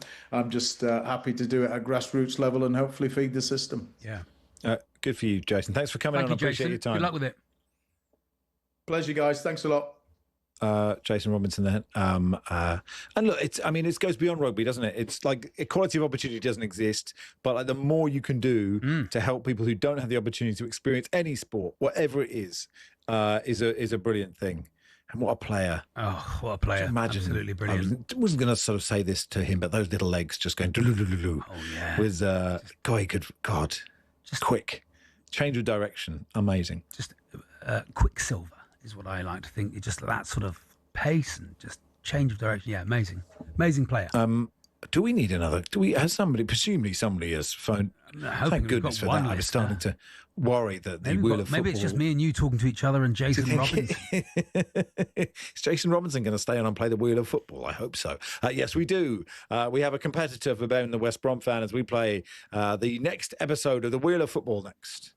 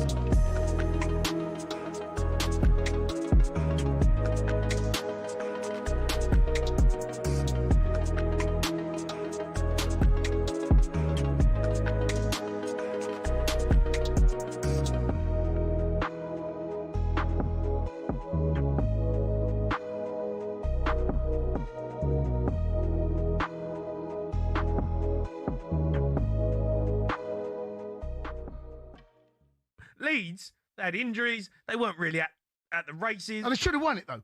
Leeds should have won it. Yeah, because we fell apart. We fell apart, mate. What's that?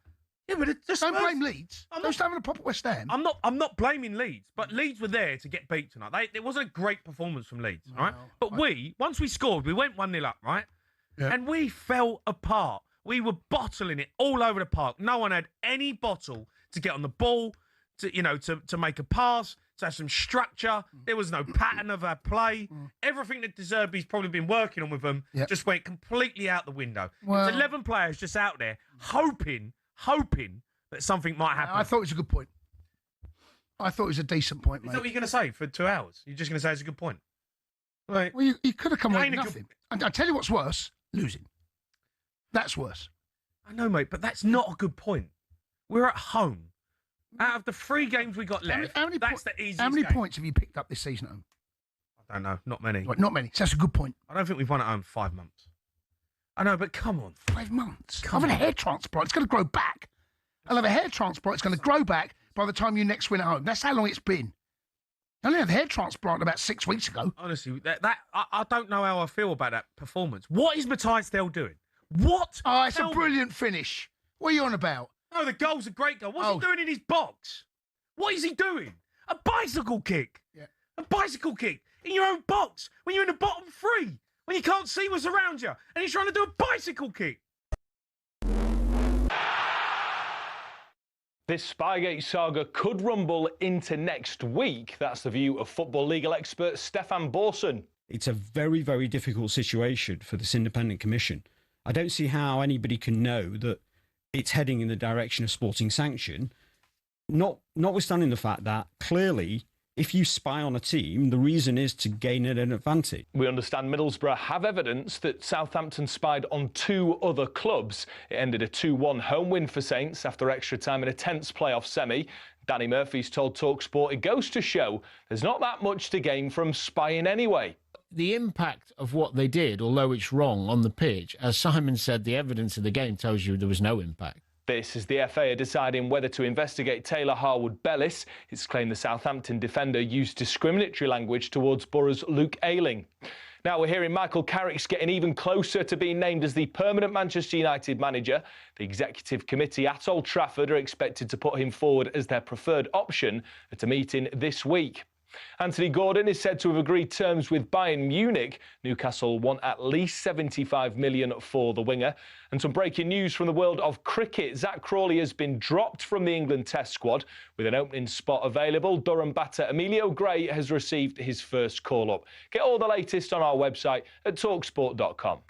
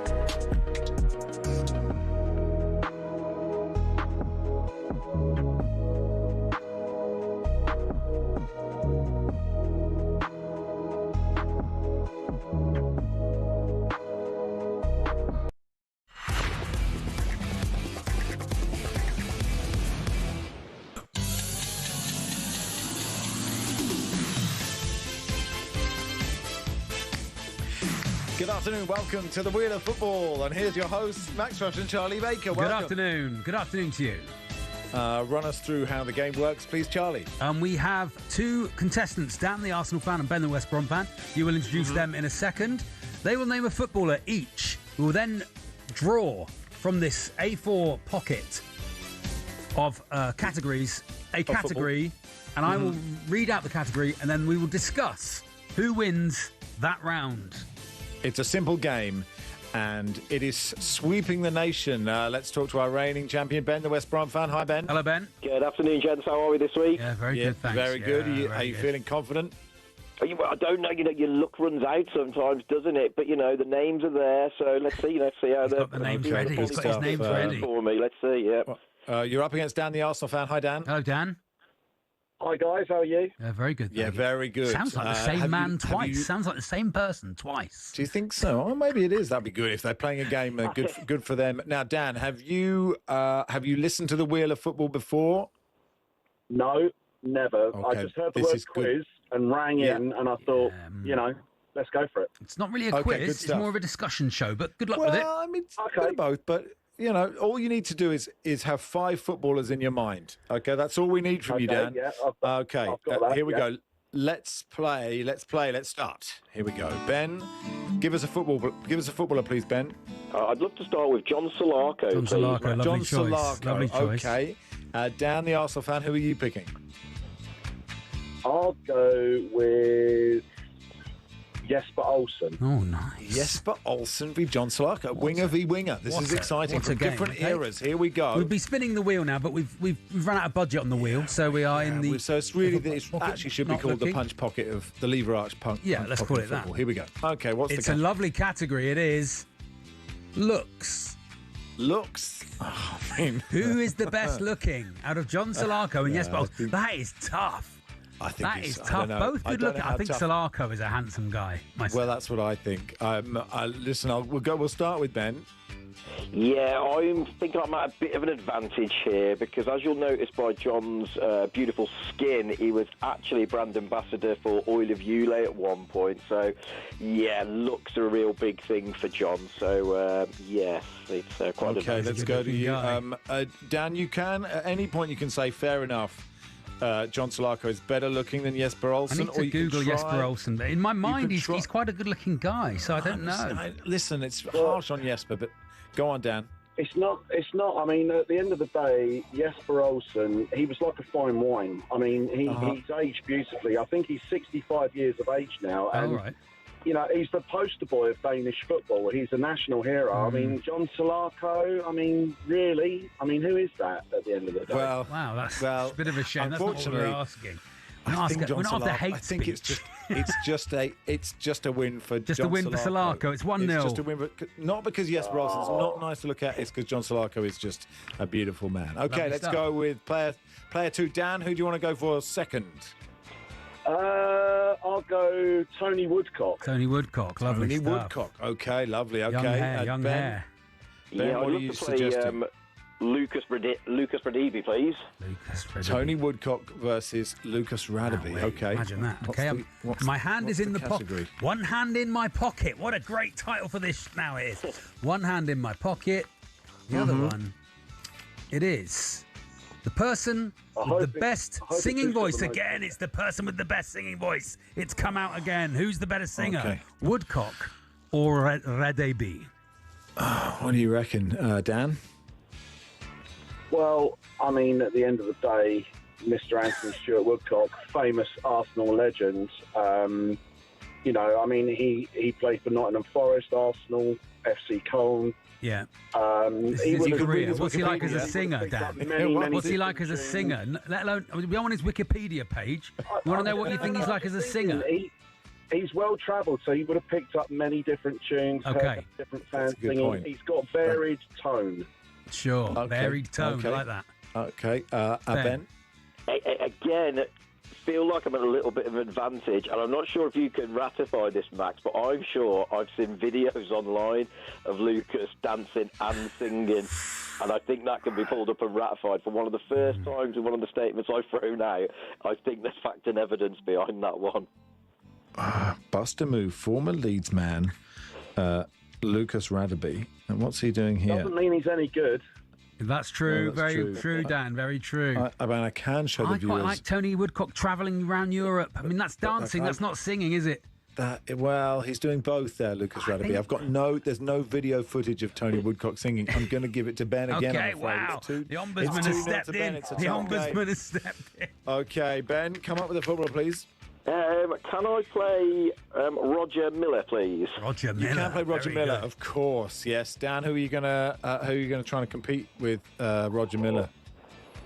Oh, God, I'm going to pull out a big gun. I'm going to go for Franz Beckenbauer. Okay, Roger Miller v Franz Beckenbauer. It's huge. a big game. One hand in It's my a big pocket. game. That's what we'll change it to. We'll change the music next week. One hand in my pocket. This is a lovely answer. Biggest head.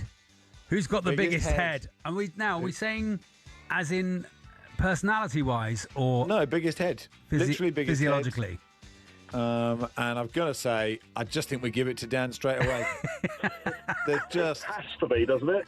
Yeah, Franz Beckenbauer's head is bigger than Roger Miller's head. I'm convinced. All day long.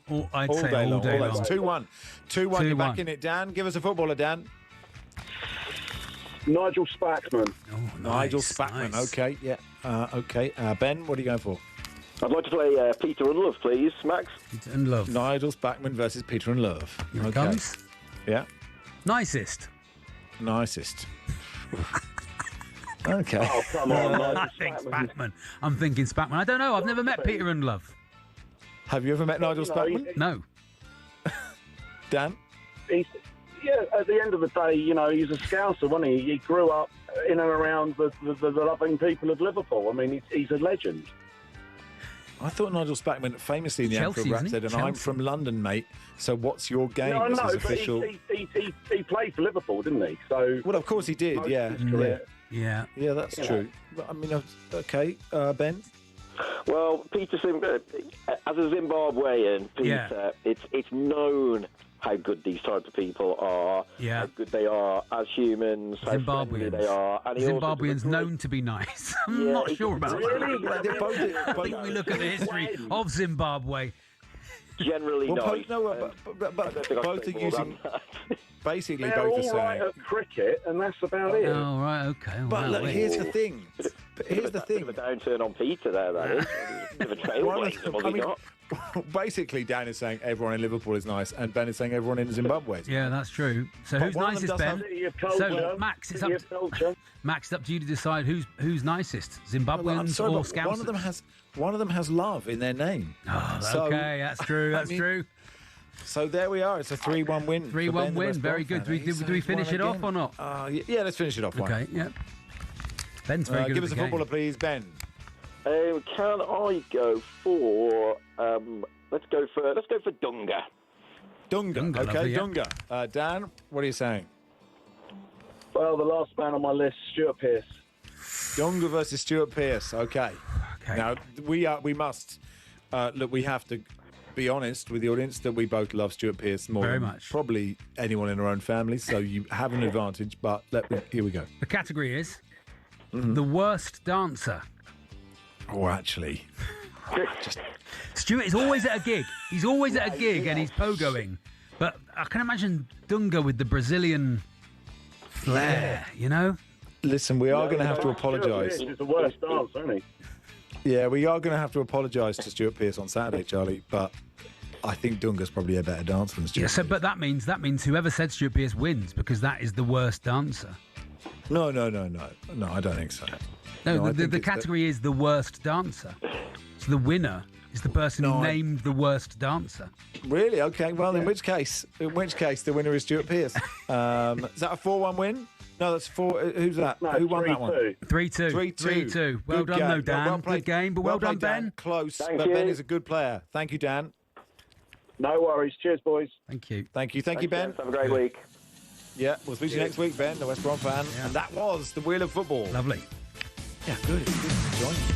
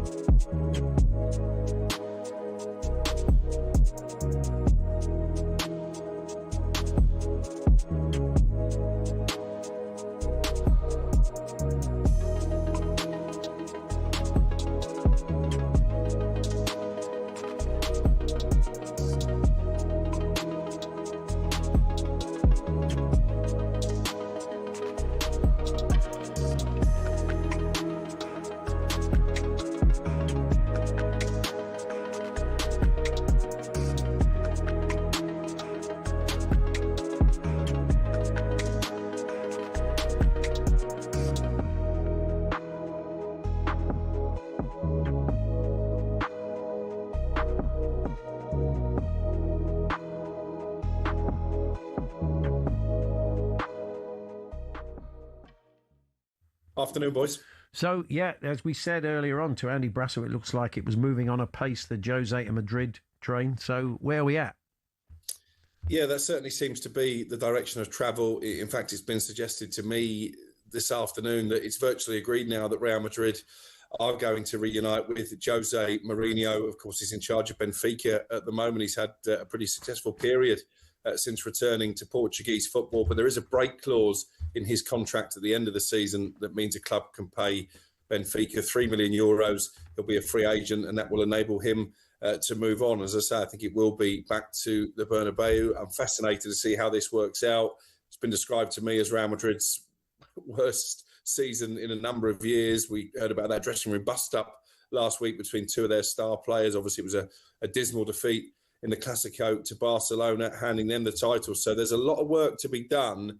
But it's not the first time that Florentino Perez has gone back to someone that he knows. And I think in Jose Mourinho, they see someone who can come in and assert that dressing room authority that maybe Xabi Alonso struggled with all the egos that they have on their books. And clearly Arbeloa is struggling as well. Good stuff, Crookie. Thanks very much.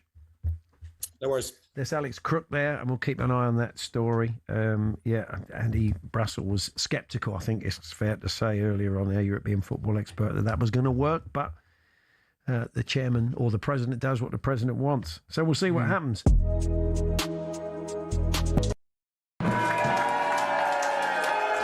Chris O'Dowd!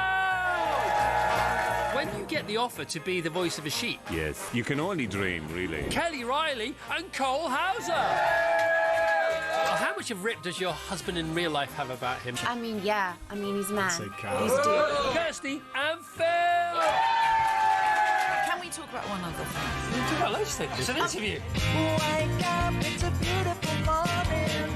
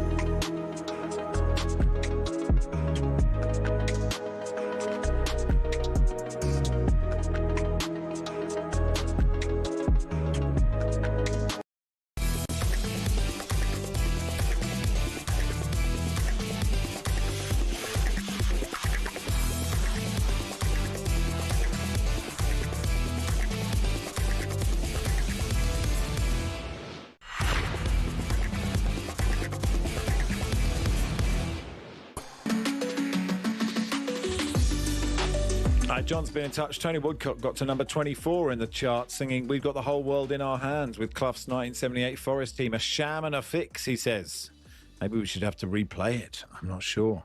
And Chip Chop Gas says, what is this garbage? How do you do stay on air? So look, different reactions. That's nice. To the wheel of football. I think it's an absolute belter. Possibly our best ever idea. Ben, the West Brom fan, has just said work are getting very suspicious of him going missing at 2:30 every Wednesday. But, you know, if you keep winning... top level of a game, that's what it is. That's what has to happen. I mean, it will go professional eventually, but right now people love the fact it's still an amateur game. Let's do a bit more on the playoffs. We'll begin with Spygate again. Southampton boss Tom Decker spoke to the media last night after they beat Middlesbrough to reach the playoff final, and he walked out again at the end. It's an ongoing investigation, and the club has made a statement. I know I don't like having to repeat myself, but just ask you to respect that, because that really is the only thing I can say at the moment. Why are you not going to say now what you understand or what you want to say down the line?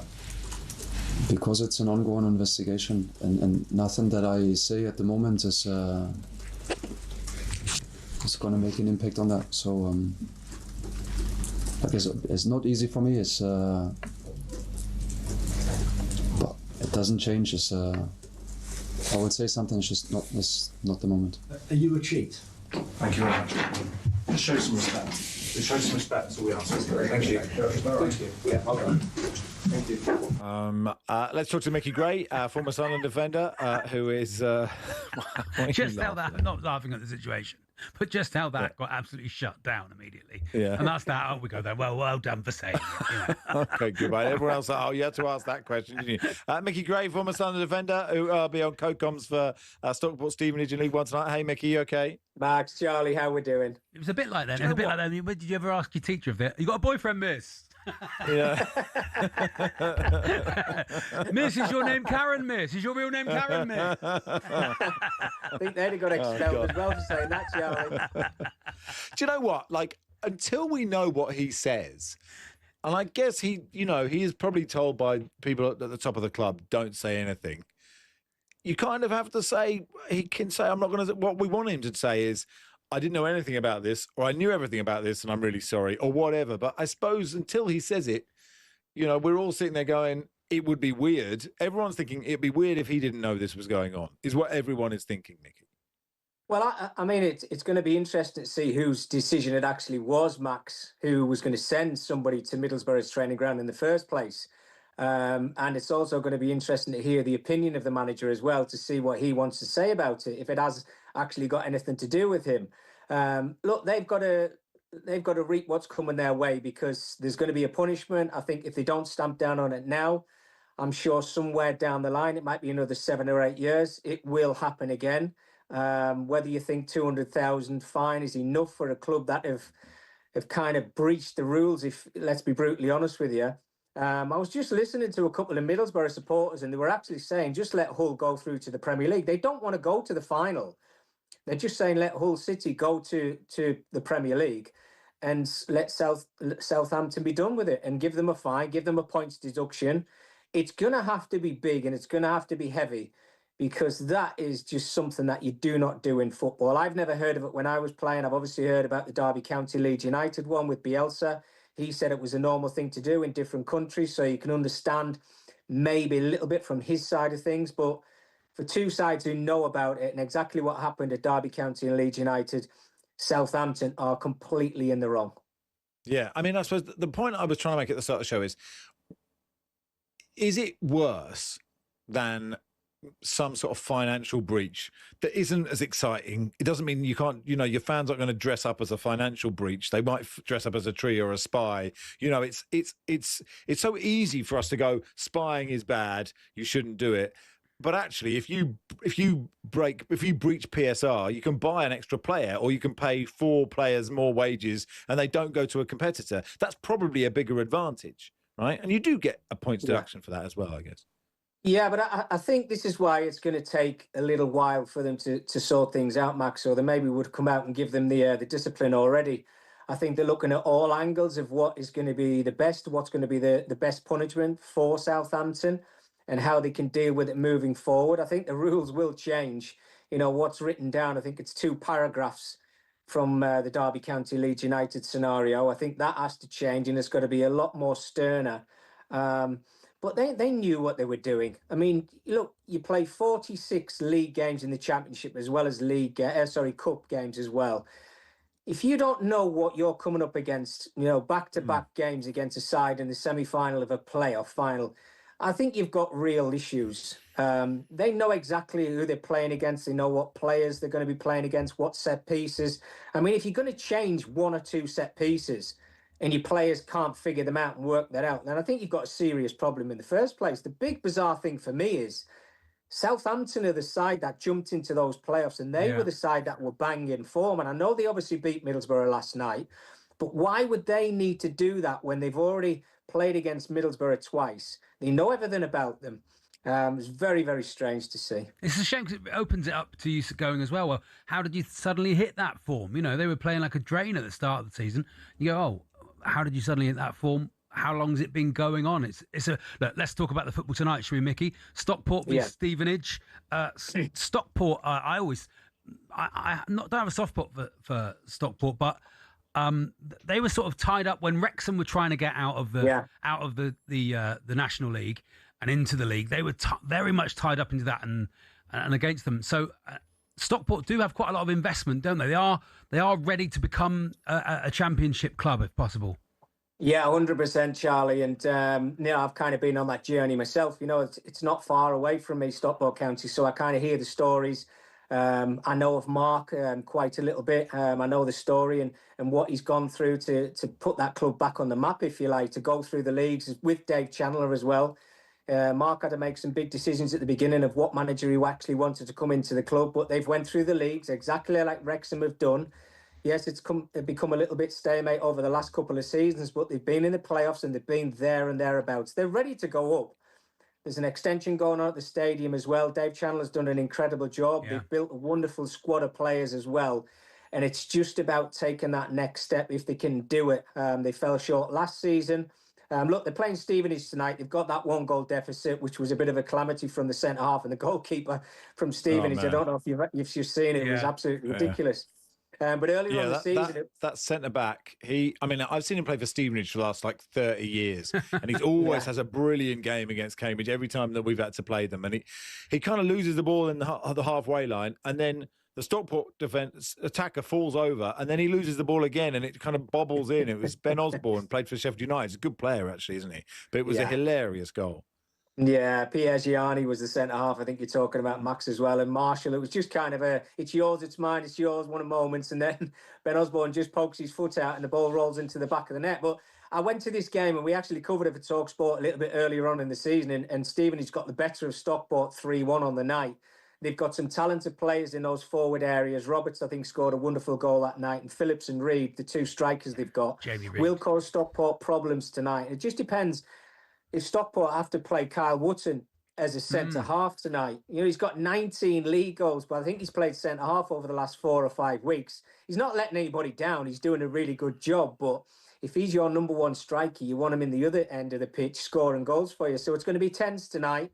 There'll be a good crowd, and I'm looking forward to it because we know what's waiting. It's either Bradford or Bolton in the final at Wembley. Good player, Wootton. I think he was with Notts County when they were in the National League, and when Stockport got promoted, he went up with them. So he's been with them a while.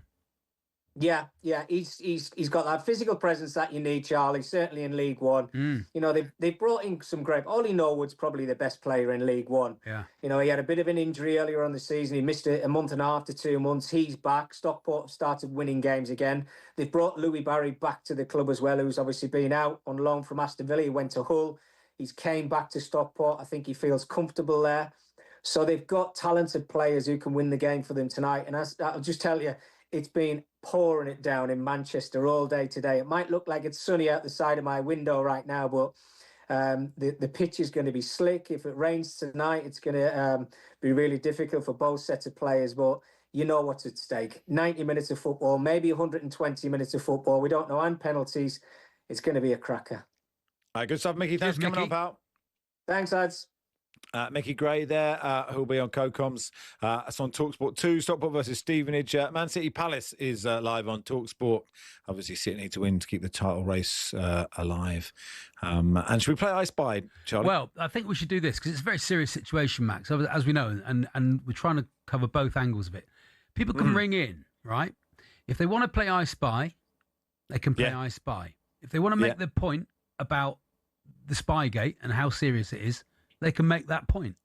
Okay, fine. So we open the phones. It's up to you. You can play I Spy, or you can make a serious point. 03717 223344. It's up to you. You can play I Spy. You look at the thing, and we will ask the questions. Or Charlie now says we can do a serious football phone in. Let's do both. You can do both. It's a hybrid. Let's see if it works. It's a hybrid phone in. 03717 223344, and we'll do that next.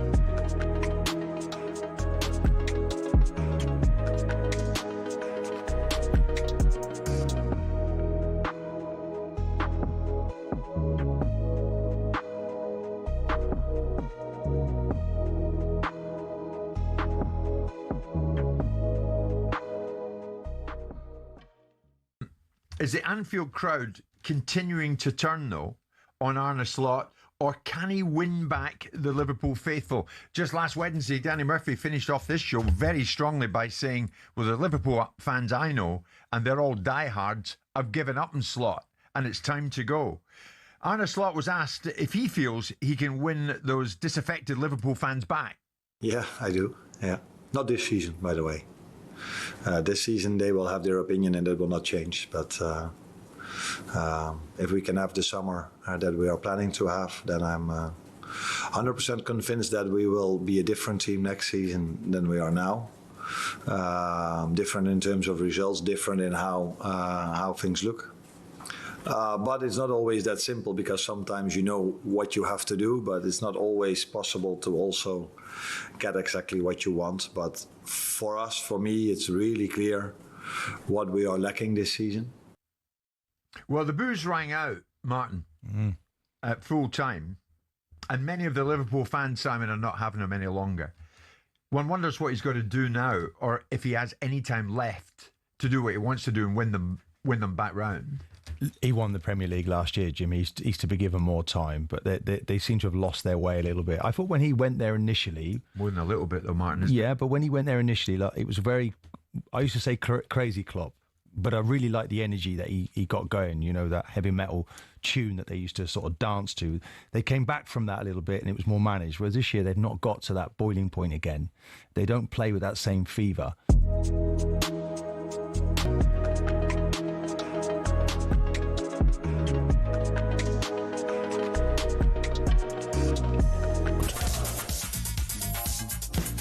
Max Rushden and Charlie Baker with you till 4. The hybrid phone-in. It's a new feature that Charlie came up with about 30 seconds ago. Serious points on Spygate, or you can play I Spy. 03717 223344. It's Max and Charlie with you until 4. Here's Ben with the sport. talkSPORT Sports Update, powered by the Nissan Van range, supporting van owners to get the job done. Search Nissan Vans or head to your local Nissan Van Centre. Good afternoon. I Spy with my little life, something beginning with R. Rain in Northampton. It's severely delayed the start of England's women's second ODI against New Zealand. They've not even had the toss yet. This, as Zach Crawley has been dropped by the men's test team for the first meeting with New Zealand next month. talkSPORT's John Norman. No surprise, really, after what's been a difficult winter down under. Indeed, after underperforming during the Ashes and then averaging just 19 in county cricket, Zach Crawley's gone and there's no recall for Ollie Pope. Potential debuts, though, for a host of new players, Emilio Gay, Sonny Baker or James Rowe. And a recall from many thought had burnt his bridges with England, Ollie Robinson, now favourite to take new ball duties at Lord's next month. You can see the whole England test team at talksport.com. Next, Southampton are in the Championship playoff final on paper, but will it stay that way? It's been suggested the direction of travel is a sporting sanction for Saints, should those spying charges stick. Football legal expert Stefan Borson has told talkSPORT it's one thing accusing something, it's an entirely different thing proving it. Even if the Independent Commission says that we think that there's a potential of a sporting advantage that's been accrued over the season from spying on other teams, they would still have to show within an arbitration that it actually affected them. Middlesbrough is said to have evidence that Saints spied on at least 2 other clubs. This as the FA are weighing up whether to investigate Taylor Harwood-Bellis. It's claimed the Southampton defender used discriminatory language towards Borough's Luke Ayling. Michael Carrick is edging ever closer to landing the big gig at Old Trafford on a permanent basis. United are expected to open talks after an exec committee meeting this week. talkSPORT understands United have also considered an approach for Unai Emery. We're hearing Newcastle's Anthony Gordon has agreed terms with Bayern Munich. The 2 clubs are still hammering out the price. More on that story and much else besides at talksport.com. talkSPORT News. Sir Keir Starmer has full confidence in Wes Streeting despite talk of a leadership challenge. Meanwhile, MPs are discussing the King's speech. More from Amelia at past. talkSPORT weather with QuickFit. Spring forwards with Bridgestone Turanza all-season 6 tyres with a 25,000 mileage guarantee. Book today at quickfit.com. Conditions apply. A mixed picture this afternoon with sunshine and showers, thundery in places, especially in the east.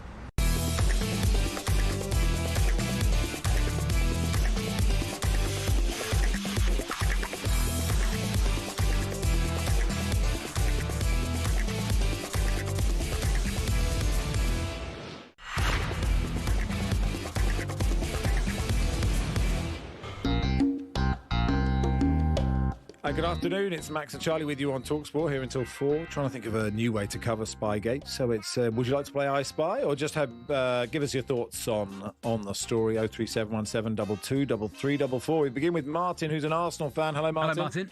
Hello. I spy with my little eye something beginning with SB. SB. Okay. Oh, do you want to guess first, Charlie, or me? SB. Sideboard. No, that's one word, I think. Oh. Okay. God, he's tough taskmaster, isn't he? Stuart Broad. No. No. No, okay. Think World Cup. Think World Cup. I don't like clues in these things. No clues. For future reference. SB. Gosh, can't think, Max. You got it? Mine's going to have to give us the answer, I think, so we can move No. on. Whoa. Okay, There's none of that. Okay. None of that. I know, they could keep that jazz band playing. Keep the jazz band playing, yeah. Yeah, keep that playing. SB, think of the World Cup is the clue. Like a scoreboard? No. Spoon bender. Is Uri Geller going to no. the... No. Okay. This is hard, isn't it? It's very hard, isn't it? It's a good feature, but it is hard. It's got a good feature. If anyone wants to text in, they can on 81089. Charlie, I feel like you're getting stressed that we can't get it, and you're worried that the show is sort of like... No, I just want to... Sepp Blatter, says mine. Sepp Blatter. No. No? It has to be in your... It's in your house, is it, Martin? It's in my room now. I'm looking at it. Sticker book. Sticker book. Sticker book. Sticker book. Yeah, Well that was done. a text. That wasn't us. Very Not good. enough. Thank you, Martin. Adrian's 1-0 to the listeners. A Tottenham fan. Adrian's a Tottenham fan. Hello, Hi, Adrian. Hello there. I just want to say, and I'm sorry to be serious on this, but I think that Southampton, if they do get to the Premier League, they need to be fined probably half of what they would have got, what they will be getting for getting in the Premier League. So if it's a £200 million match or whatever they call it, then they should be fined 100 million, of which most of that should go to Middlesbrough, or vast majority, whatever, and some of it maybe goes to charity or whatever. But also, Tom de Rijkaard must have known what was going on. There's no way that he did not know what was going on. Well, thank you, Adrian. That's Adrian's opinion. It's all part of the hybrid phone-in. I enjoyed it, mate. Yeah, Some it's good good. points. Stokesy's a Southampton fan. Stokesy, Hi, Stokesy. how are you? Hello, boys. All right? Yep. Yeah, good. Do you want to play I Spy? I want to play I Spy. I Spy with my eye, something beginning with W. Wheel. Okay. It's more obvious than that. Windscreen. Window.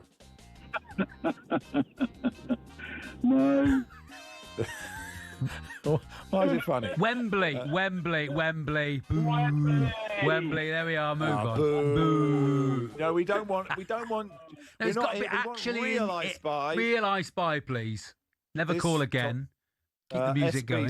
Stupid broadcasters for SB, says this text. Very good. Patrick's a Villa fan.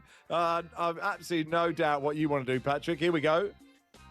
Don't be so presumptuous, Mr. Rushden. Oh, I'm sorry. Low. A new low, okay. Do you want to play I Spy, Patrick? Well, I Spy with my little eye.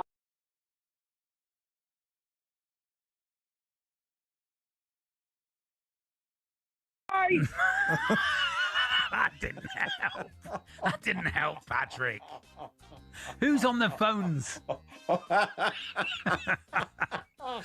Okay, who's next?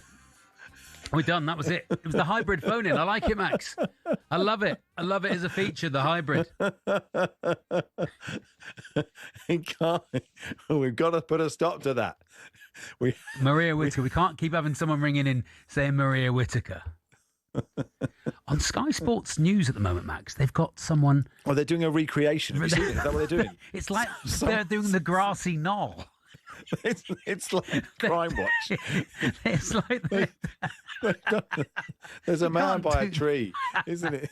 There's a man going, it was trees like this. This is why I understand why Middlesbrough fans are so furious, and I would be furious, and I don't know what the sanctions should be for Southampton if they're found guilty, etc., etc. But it is also funny that, here is a guy who trained as a sports journalist. He probably did a degree or a postgraduate degree in sports journalism.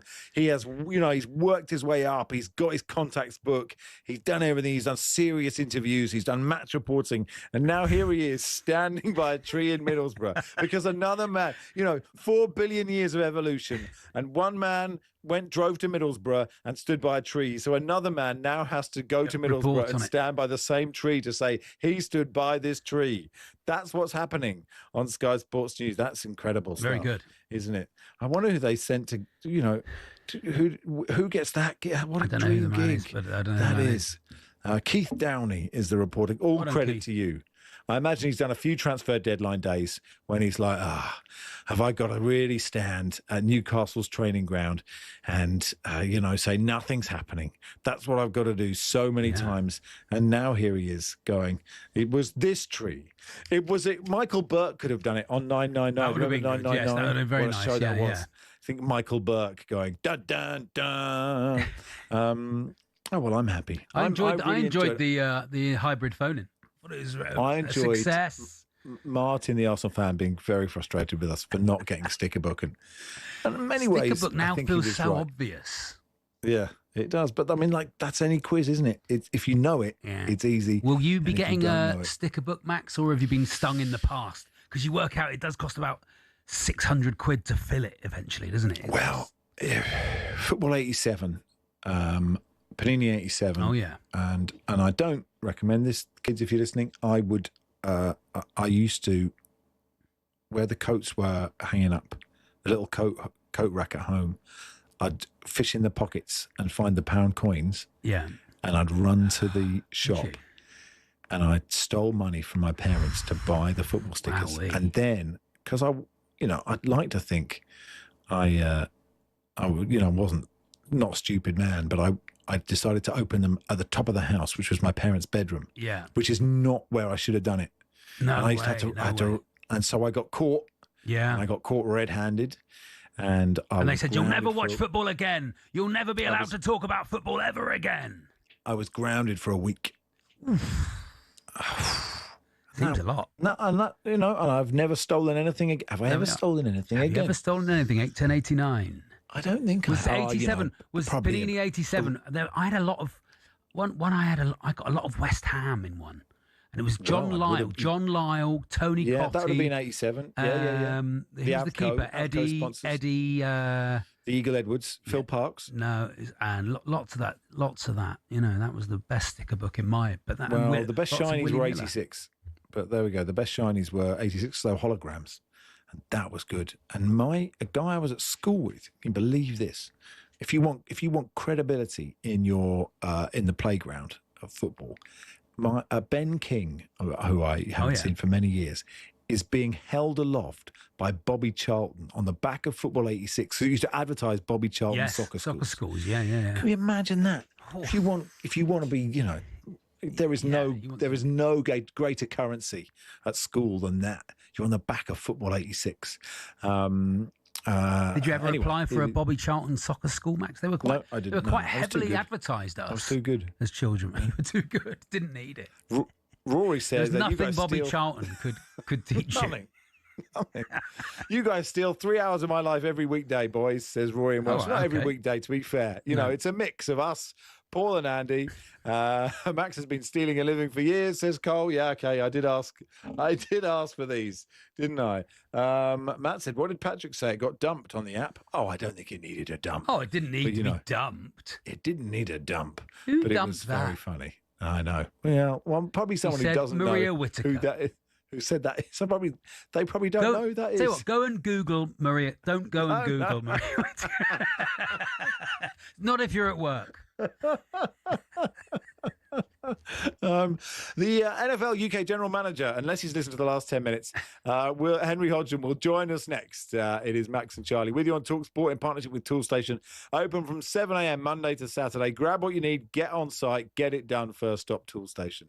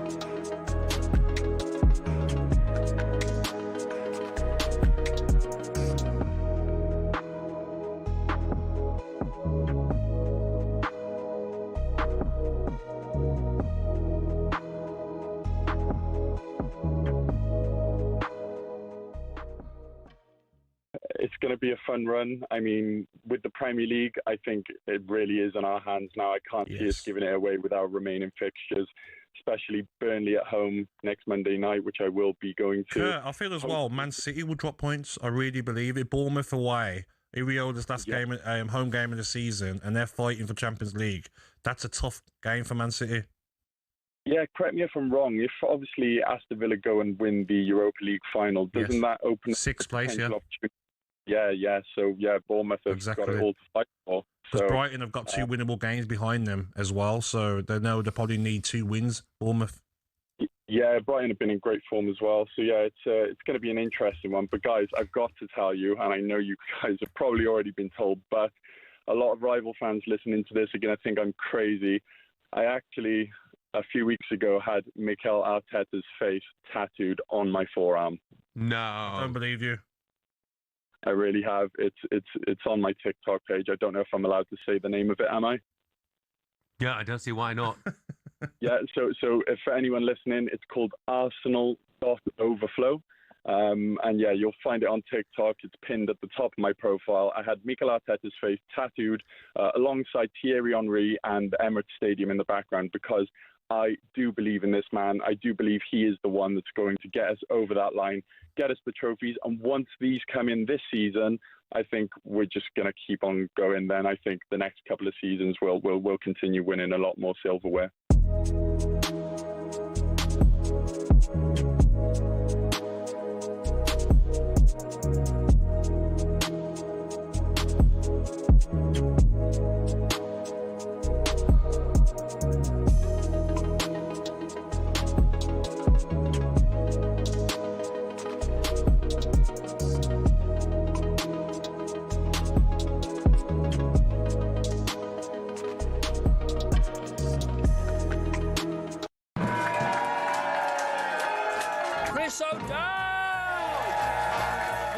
The offer to be the voice of a sheep. Yes, you can only dream, really. Kelly Riley and Cole Hauser. Well, how much of Rip does your husband in real life have about him? I mean, yeah. I mean, he's a man. He's a dude. Kirsty and Phil. Can we talk about one other thing? We can talk about loads of things. It's an interview. Wake up, it's a beautiful morning.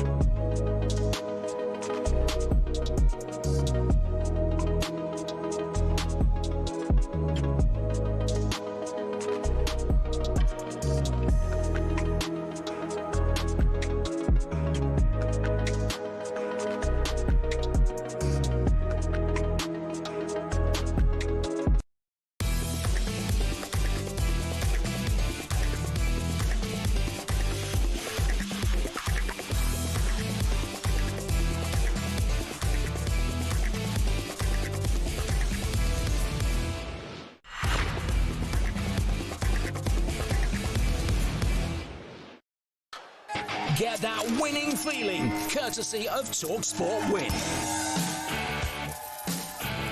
Yeah, would you like £25,000 tax-free? At talkSPORT, our competition's got a whole lot bigger. Even more prizes up for grabs to give you that winning feeling to celebrate. We're giving you the chance to win 25 grand. And here is Charlie to tell you how to win. For your chance to win, head to talksportwin.com or text WIN to 83338. Texts and online entries cost £2.50 plus your standard network rate.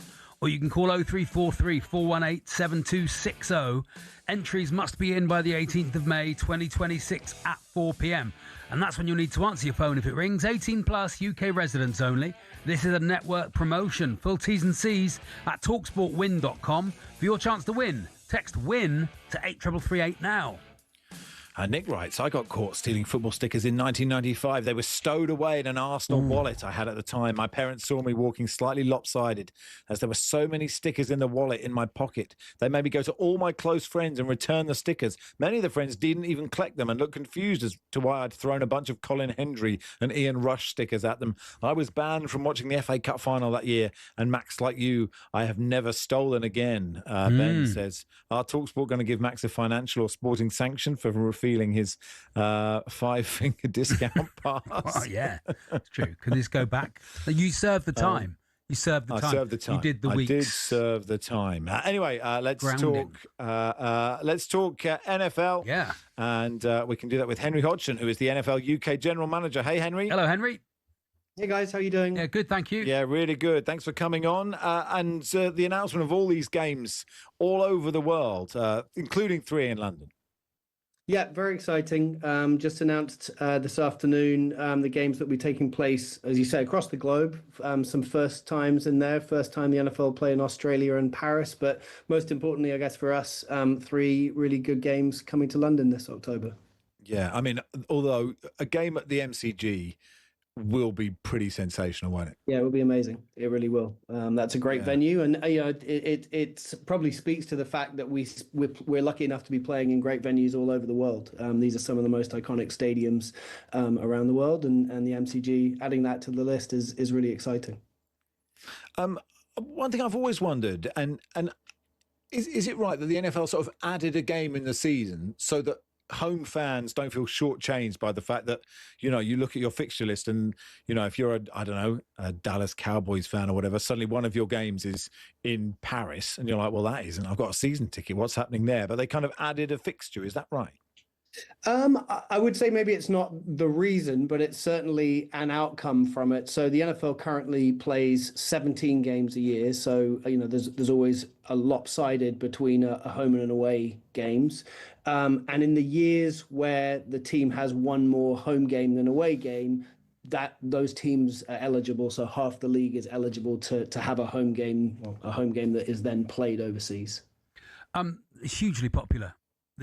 Since it's been at Wembley and at the Tottenham Hotspur Stadium, you can't get a ticket for love nor money, and that's only going to grow. I'm assuming, especially since it's Aidan Durd, isn't it, who's the British coach, won the Super Bowl as a coordinator. If he can become head coach somewhere, then sky's the limit, I'd have thought. Yeah, look, I think there are some amazing stories, and Adam's story as the Seahawks defensive coordinator this year, winning the Super Bowl is one of them. There are, now more and more British players in the league. Just a couple of weeks ago, we had a British player drafted who was part of our NFL Academy program and is now going to be on the Miami Dolphins team. So I think there's more evidence of the pathways that you can take, not just to watch the game either on TV or in the stadium, but actually to play at the very highest levels. And I think that's part of what we're trying to do is show that the NFL is, we've been playing games here for 19 years, but there are other ways that you can get involved beyond being a fan, and hopefully that will drive more interest and more excitement about the sport. Has Mexico City ever hosted a game before? Do you know? Because that seems like a no-brainer in many ways. I'm surprised there's no Mexico franchise in some ways. Yeah, well, there's still currently, all 32 teams are based in the US. Mexico has hosted games before. It's been a few years because Estadio Azteca has been upgraded in preparation, obviously, for the World Cup that's coming up this year. But yeah, really excited to be back there as well. Mexico's in general has an awful lot of NFL fans, inevitably because of the proximity to the US and the ease of watching the games there. And their fans are going to be really excited about the game that's coming there this year as well. I'm a Cleveland Browns fan, and they are the only team that remains terrible throughout all the draft picks. I quite like that. They just can never be good. But one day I woke up and they'd moved to Baltimore, and I didn't really quite understand why. And there's now a team back in Cleveland, which is great. Is the direction of travel that you said all the sides are, US at the moment? Could you see a time when there is a London team in the NFL, for example? It's certainly been talked about. I think in order for that to happen, there'd need to be expansion of more teams. There's currently 32 teams in the NFL, so it would require there to be more teams. And I think when it's been talked about with the context of then adding a few more teams in Europe so that those teams can play each other. I think we're a long way off that. Quite honestly, I think at the moment the NFL is really focused on expanding the number of places we play games, hence the conversation we just had about Australia and Mexico and Paris, etc. So I think, in the event that the NFL is looking at global expansion. It's more about how do we play in more places. And you look at sort of Formula One as an example of, every week there's a race in a different country around the world. I think we're headed that way more likely than we're headed to permanent teams playing a full set of fixtures a world franchise. Yeah. I suppose it's and is it just like the teams are just that you're told you're going to Mexico, you're going to London, or do they kind of say we'd like to play a game here?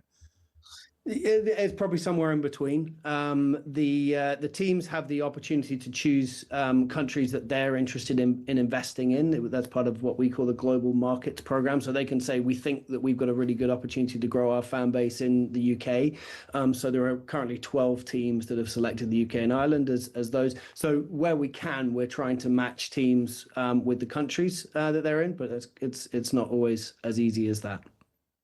Good stuff. Look, thanks for coming on, Henry. Appreciate your time. Thank you very much. Great to chat to you guys. Thank you for having me. Henry Hodgson there, NFL UK General Manager.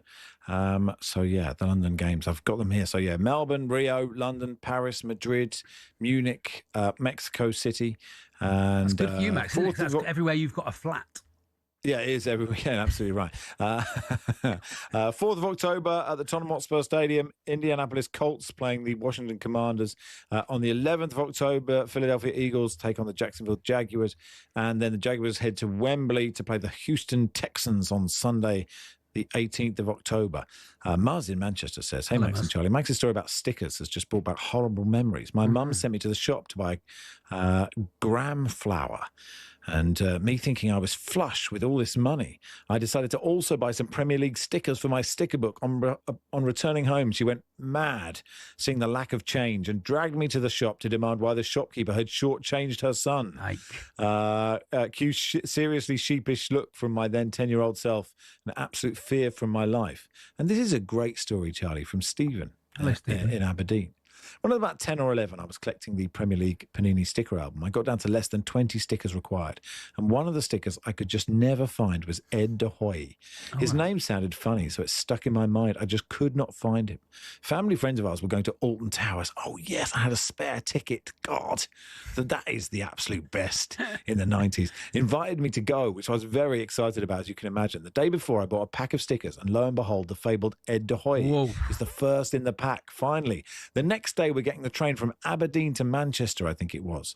My friend and I are wandering down the train as young kids do, and in this private section, which I now realise was first class, is none other than Ed De Hoy. No. I knew him instantly from his sticker and got his autograph, but what a strange and random thing to happen.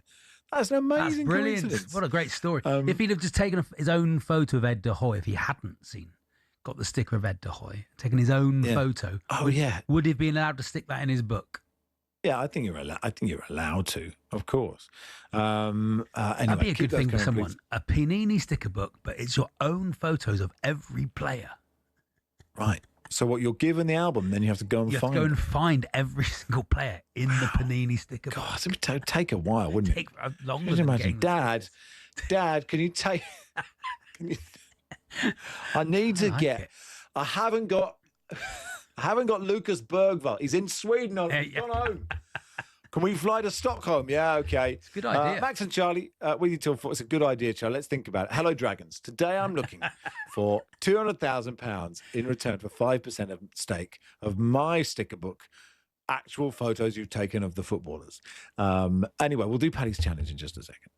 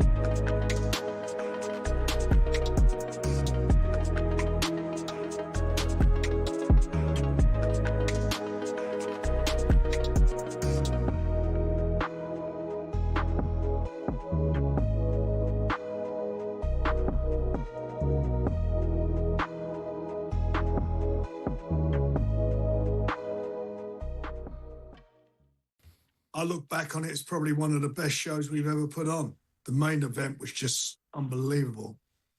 Unbelievable fight. Two absolute warriors who gritted their teeth and gave everything. And the place was rammed out, it was sold out, and everybody there, they were just enthralled by it.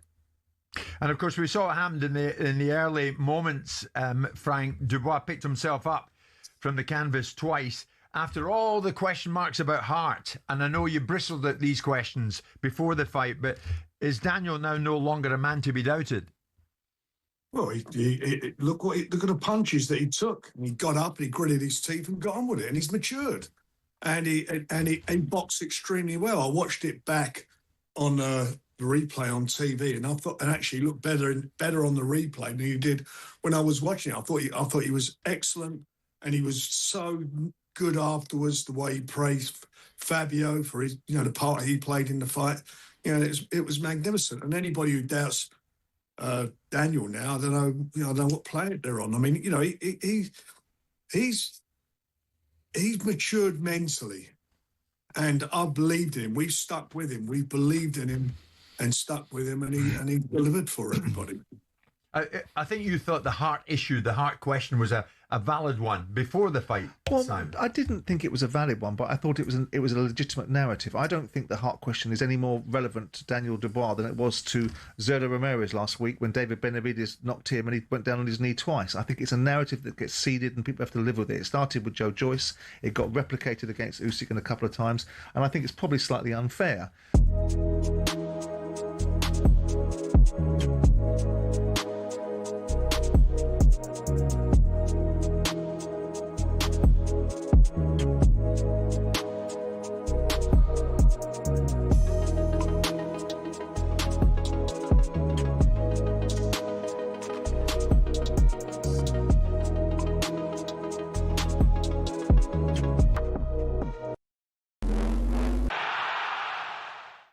This Spygate saga could rumble into next week. That's the view of football legal expert Stefan Borson. It's a very, very difficult situation for this independent commission. I don't see how anybody can know that it's heading in the direction of sporting sanction, notwithstanding the fact that clearly, if you spy on a team, the reason is to gain an advantage. We understand Middlesbrough have evidence that Southampton spied on two other clubs. It ended a 2-1 home win for Saints after extra time in a tense playoff semi. Danny Murphy's told talkSPORT it goes to show there's not that much to gain from spying anyway. The impact of what they did, although it's wrong on the pitch, as Simon said, the evidence of the game tells you there was no impact. This is the FA are deciding whether to investigate Taylor Harwood-Bellis. It's claimed the Southampton defender used discriminatory language towards Borough's Luke Ayling. Now we're hearing Michael Carrick's getting even closer to being named as the permanent Manchester United manager. The executive committee at Old Trafford are expected to put him forward as their preferred option at a meeting this week. Anthony Gordon is said to have agreed terms with Bayern Munich. Newcastle want at least $75 million for the winger. And some breaking news from the world of cricket. Zach Crawley has been dropped from the England Test squad. With an opening spot available, Durham batter Emilio Gray has received his first call-up. Get all the latest on our website at talksport.com.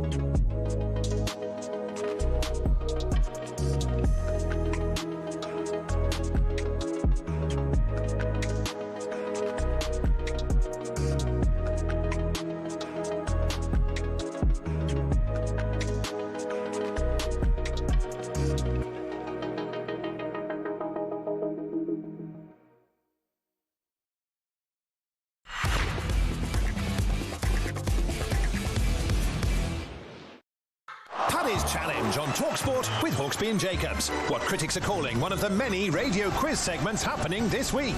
Paddy Power. 18 plus begambleaware.org. Time now for Paddy's Challenge, our quiz for charity in association with our friends and official betting partner, Paddy Power, in the challenge. We put our knowledge of the wonderful world of sport to the test with the chance of raising lots of money for our nominated charities. I'm playing for the Sporting Memories Network, Charlie raising funds for the Rowcroft Hospice, and helping to manage proceedings and ensure fair play is our guest quizmaster, Ben Fletcher. Hello, Fletch. Good afternoon. In Paddy's Challenge, you'll each be asked 3 multiple-choice questions posed by the voice of Paddy Power, Alistair McGowan. The winner will be the player that scores the most points in the event of a tie. You'll both win the chance to raise some cash for your charities. Last time we played, Max won and backed Bayern Munich to progress to the Champions League final. On the night, it was PSG who went through 6-5 on aggregate after a 1-1 draw. Failed. No win there. Let's see if we can Sorry, raise... everyone. Yeah, a bit of a disappointment, but there's always next time.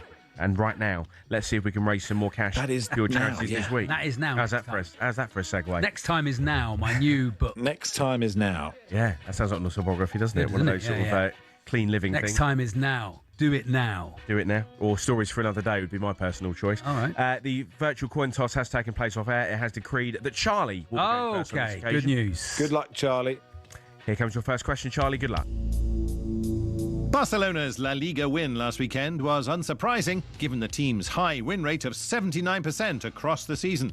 Only one other team have done better across all competitions among teams from the Big 5 European leagues. Who are they? A. Bayern Munich. B. Arsenal. Or C. Paris Saint-Germain. I'm going to say A. Bayern Munich. 1 point to Charlie. Is the correct answer. Bayern's record 83%. In terms of goals scored, they're the only team who've scored more than Barcelona in all competitions and in their respective leagues. You might say it's a one-horse race. You might say it's too easy, that league. You may well say that. A little bit like the National League South. Not too easy for anybody. Max, here comes your first question. Okay, yeah, I'm focused.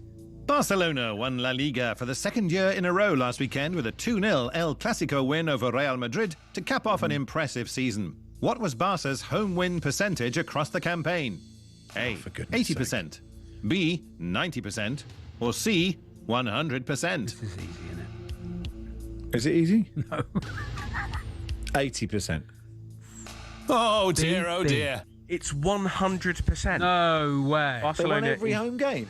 Barcelona endured disappointment by exiting the Copa del Rey semi-finals and the Champions League quarter-finals, but never relinquished their control of the La Liga title race. Win your own games. Come on, lads. Win your own games. Exactly. They won every home game. That's what it says here. Feedback at talksport.co.uk if our friends on the 10th floor have got that wrong. Charlie, here comes question number 2. Rochdale ensured promotion back to the English Football League on penalties after a dramatic National League promotion final against Boreham Wood at Wembley last weekend. How many years has it taken Rochdale to return to the EFL? A. 3, B. 4, or C. 5? I think it's 3. Pick that one out. Is the correct answer. Rochdale's 102 And that's my wheelhouse. You see there? I know that. Yeah. It's my wheelhouse. That sort of question. That's your bread and butter. What a tiny wheelhouse. Charlie Baker's tiny wheelhouse. Is that another podcast? Is that another game we've got coming up? Rochdale's 102-year run in the EFL ended in 2023, and having missed out on automatic promotion 2 weeks ago, their shootout win was high drama. We can't have Boreham Wood in the Football League, can we, Charlie? They're a wedding venue with a bit of cash. Let's be clear. Look, some people support them. Yeah, not many. Well, Max, here comes your second question. Yes, here we are, yeah. It will be Hearts or Celtic who win this year's Scottish Premier League after Rangers lost in the Old Firm derby 3-1 to Celtic last weekend. The last time a non-Old Firm team won the Scottish title was in 1985. Who were they? Come on. A. Hibernian. B. No. Aberdeen. Or Yes. C. Dundee United. Aberdeen. Come on now. 1 point to Max. Easy. Absolutely correct. With Hearts hosting Falkirk on Wednesday while Celtic travel to Motherwell, it could all be decided by a winner-takes-all confrontation at Celtic Park on Saturday. Sir Alec Ferguson's Aberdeen, I think, wasn't it? Yeah, it was. Yes, it was, yeah. Way back. So, Charlie, you have got 2 out of 2. An opportunity for you to get 3 in a row and take home the charity cash. Here comes your third good luck, Charlie. and final question. Come on now. Which natural event delayed the start of last weekend's Miami Grand Prix by several hours? A. A threat of thunderstorms. B. A swarm of killer bees. Or C. An alligator on the track. Well, I don't know. I'll have to hurry. Yeah. Thunderstorms. 3 out of 3, back of the net, bravo! Correct answer. The others were too ridiculous. But they all sound Killer like... bees. Is there a swarm? Where's a swarm of killer bees? Imagine having a killer bee in your helmet. Unbelievable, wouldn't it? Well, but all of those clues sounded like they could be book titles. Could be, yeah, they could titles. be. I should just quickly say, thunderstorms delayed the start by 3 hours. Didn't put off Kimi Antonelli, who went on to beat Lando Norris to the finish line. Bees end up in strange places, by the way. They Gatwick do. Airport, They do. Unbelievable bees, aren't they? Max, in the interest of hashtag Force Fun, we're going to do your third and final question anyway. So here it comes, just to see how you would have got on. In rugby union, what planned change for this autumn's WXV Global Series has England fly half Zoe Harrison called the worst decision ever? They're making the balls smaller balls. B, Yeah. shorter matches. Or C, smaller pitches. A. 2 out of 3, not bad at all. Size 4.5 balls, about 3% smaller, but the same weight as a regulation size 5. Will be used for the tournament in September and October. Smaller balls. Yeah. What do you make of that, Charlie? Well, I don't like it because I think unless women have been involved in that decision, it feels a bit patronising to me. There we have it. You are women have big hands too. Some bigger than my own. Exactly. Well, I'm only 5'7 3/4, but that's a story for another day. Congratulations to you, Charlie. You are today's winner, and you've won a free £20 bet that Paddy Power will place for you, so you can try and win some cash for your charity. Just remains for me to ask, what are you going to go for? Man City to beat Crystal Palace. Live on talkSPORT. We'll see how you get on and reveal the winners next week. Point of order, it brought it forward 3 hours, not delayed it. F1 start wasn't delayed, it was brought forward, just an FYI. There we go. So the whole quiz is null and void. But thanks for playing anyway. Thank you, Fletch. That was this week's challenge in the book. Thanks to our friends at Paddy Power. 18 plus, BigGambleAware.org. Paddy's Challenge on talkSPORT with Paddy Power. 18 plus, BigGambleAware.org. You really made me laugh there. And I didn't. And as I was saying it, I was thinking, I genuinely meant it in one way, and then I thought, this is a terrible thing to say. But there we are. Well, but you're not wrong. Not wrong. Imagine both. Both. It is Max and Charlie with you. Brought to you with the good people at Tool Station. First stop for everything for the job from 7 a.m. Monday to Saturday. Start strong. Start it right. First stop, Tool Station. Steve Harmison joins us in just a second, and we'll look at the first England Test squad for the game against New Zealand on the 4th of June.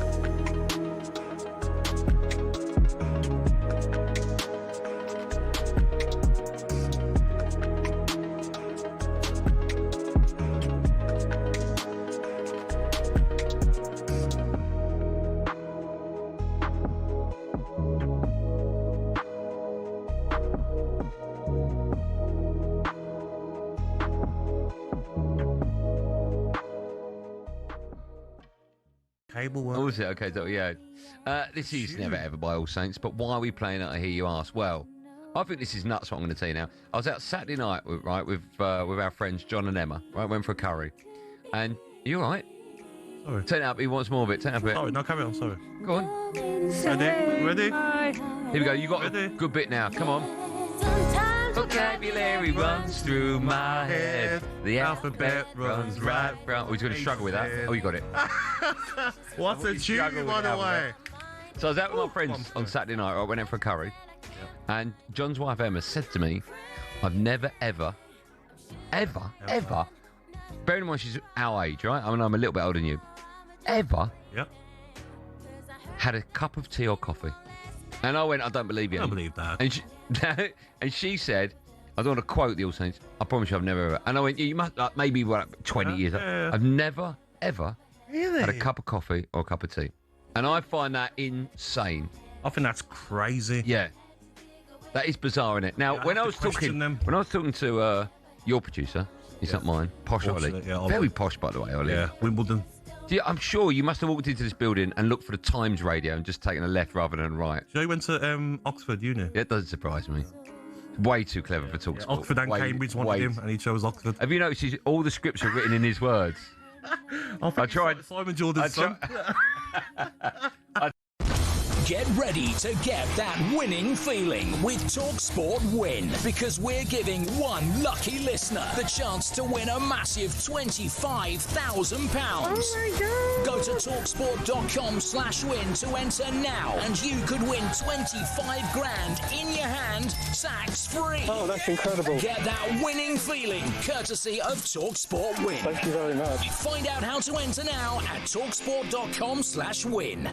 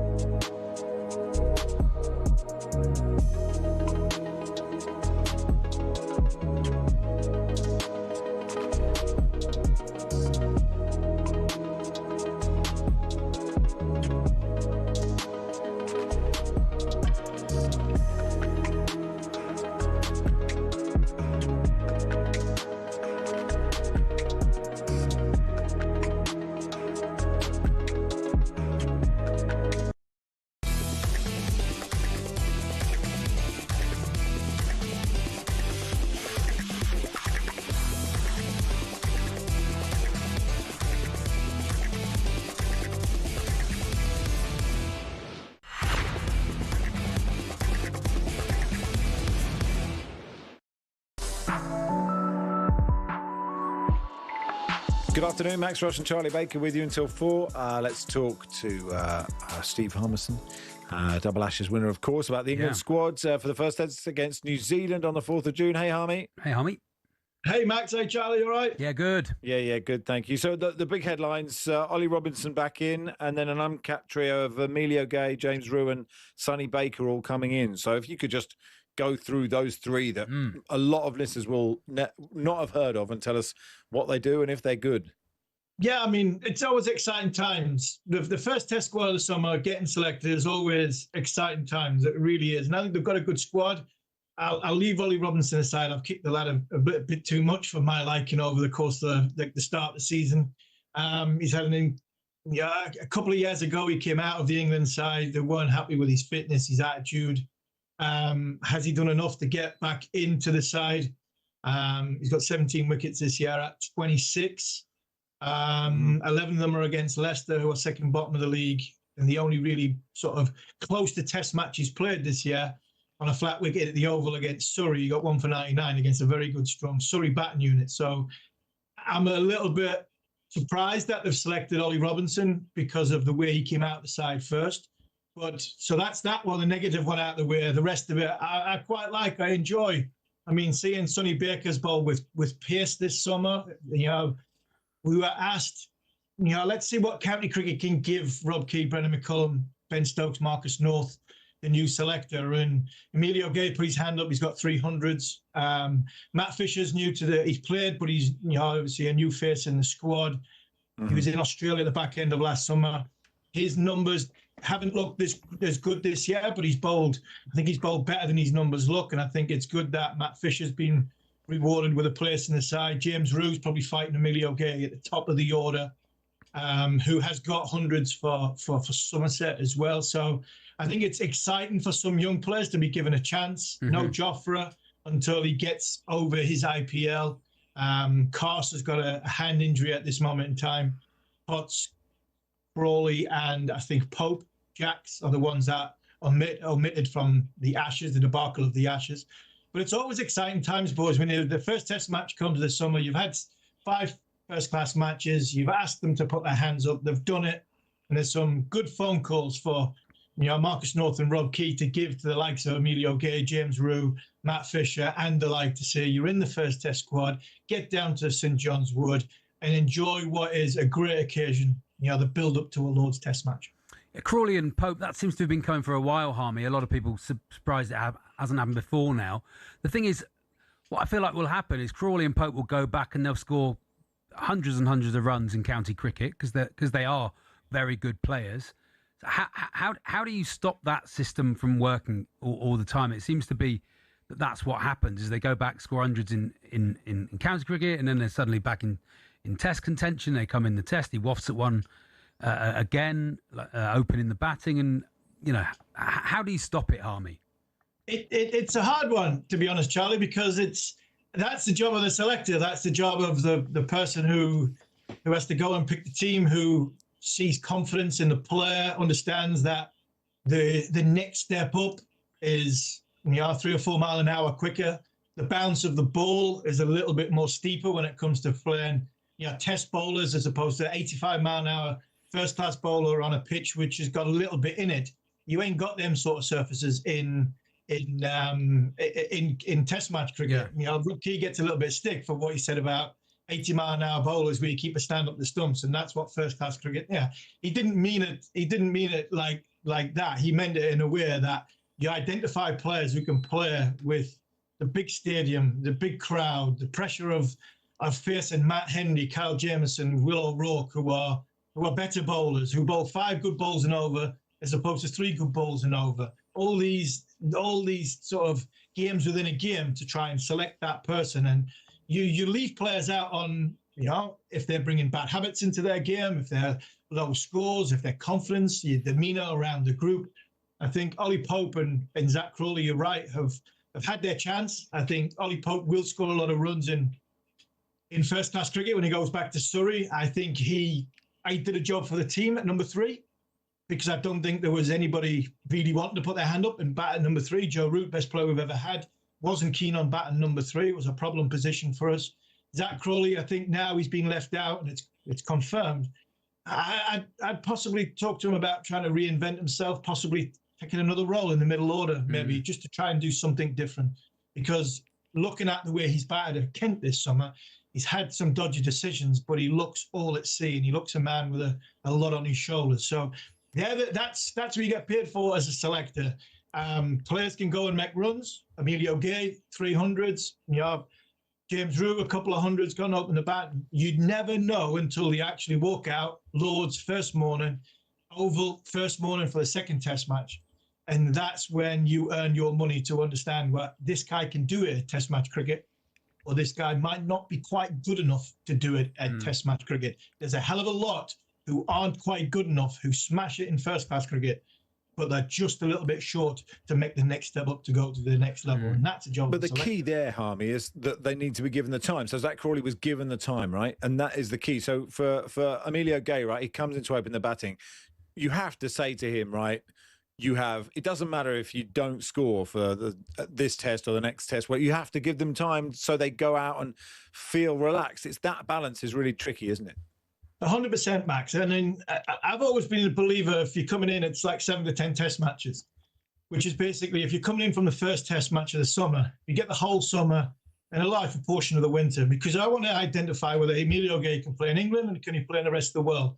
Now, where England are going in them 7 to 10 test matches, they play New Zealand at the start of the summer, like I just mentioned, 3 very, very good seam bowlers. Then you've got back into the summer against Pakistan, who are a different proposition altogether. They're a rabble at the moment. I mean, I'd love to play against Pakistan at the minute. They're an absolute shambles. But then you've got a little bit of Bangladesh and a little bit of South Africa in the winter. So you get the subcontinent feed. South Africa, the best team in the world from World Test Championship point of view. So that will then give you a good indication whether Emilio Gay or it's James Rue, Matt Fisher, who you're not quite sure on. That, for me, is enough time to start making judgments on whether they're going with us for a long time or they're going with us for a short time. Zach Crawley had 64 test matches. 64 test matches, he averaged 30. He got a lot more time than a lot of other people given. Can I ask you a Newcastle United question? Sorry, Charlie. This is a very biased Tottenham question, but a lot of people are looking at West Ham going to Newcastle and sort of see relegation hinging on that, and Newcastle don't have a lot to play for, but they are 2 points behind Sunderland, and it's their last home game of the season, and Eddie Howe, he needs to finish the season as well as he can. I'm just asking, can you make sure that they really go out. I just can't see Newcastle not doing it on the last home game of the season for them. I can't either. You answered your question in one there when you said about Eddie Howe and the way his team will be set up. I mean, I think I heard Jimmy Carragher say that, you know, the Chelsea game was as a harder game for Tottenham than the West Ham game is for Newcastle. Sorry, come to St James's Park. Even though they haven't been playing great, it's the last game of the season. Kieran Trippier's last game for Newcastle fans to give him a send-off. Newcastle have not been in a great run of form, but the last performance, there was a lot more positivity. Eddie Howe will want to finish well at St James's Park. Last games of the season at St James's Park have always been carnival atmospheres. We've scored a lot of goals in the last game of the season, and that possibly gives West Ham a chance. But I think if anybody's thinking that Newcastle will roll over and enjoy the atmosphere sending Kieran Trippier off, who's been unbelievable for this football club, I mean, that'd be pretty short-sighted. I think Newcastle will be looking definitely to win, to beat Fulham, and trying to finish above Sunderland and trying to finish in the top 10. And I mean, it hasn't been a great season, but if Newcastle would have finished in the top 10, I mean, it's not bad. I mean, he's had some stickers, Eddie Howe. He's had 4.5 years, 3 chief executives, 2 Champions Leagues, a trophy. If he finishes in the top 10, that's a bad year. I mean, what more can the man do? Good stuff, Army. Thanks. Thanks, Give Army. me some hope. Appreciate it. Steve Harmison there, Double Ashes winner, our Newcastle United correspondent as well. That's us done, Charlie. I had a nice day. Who's going to waft at one outside off stump now for England, though, Max? You know, that's the next there's question, loads. isn't Don't there? worry. There's plenty Don't to do worry. that, isn't it? Yeah. Plenty can do that. Yeah, absolutely fine. Don't worry about that. Drive is next.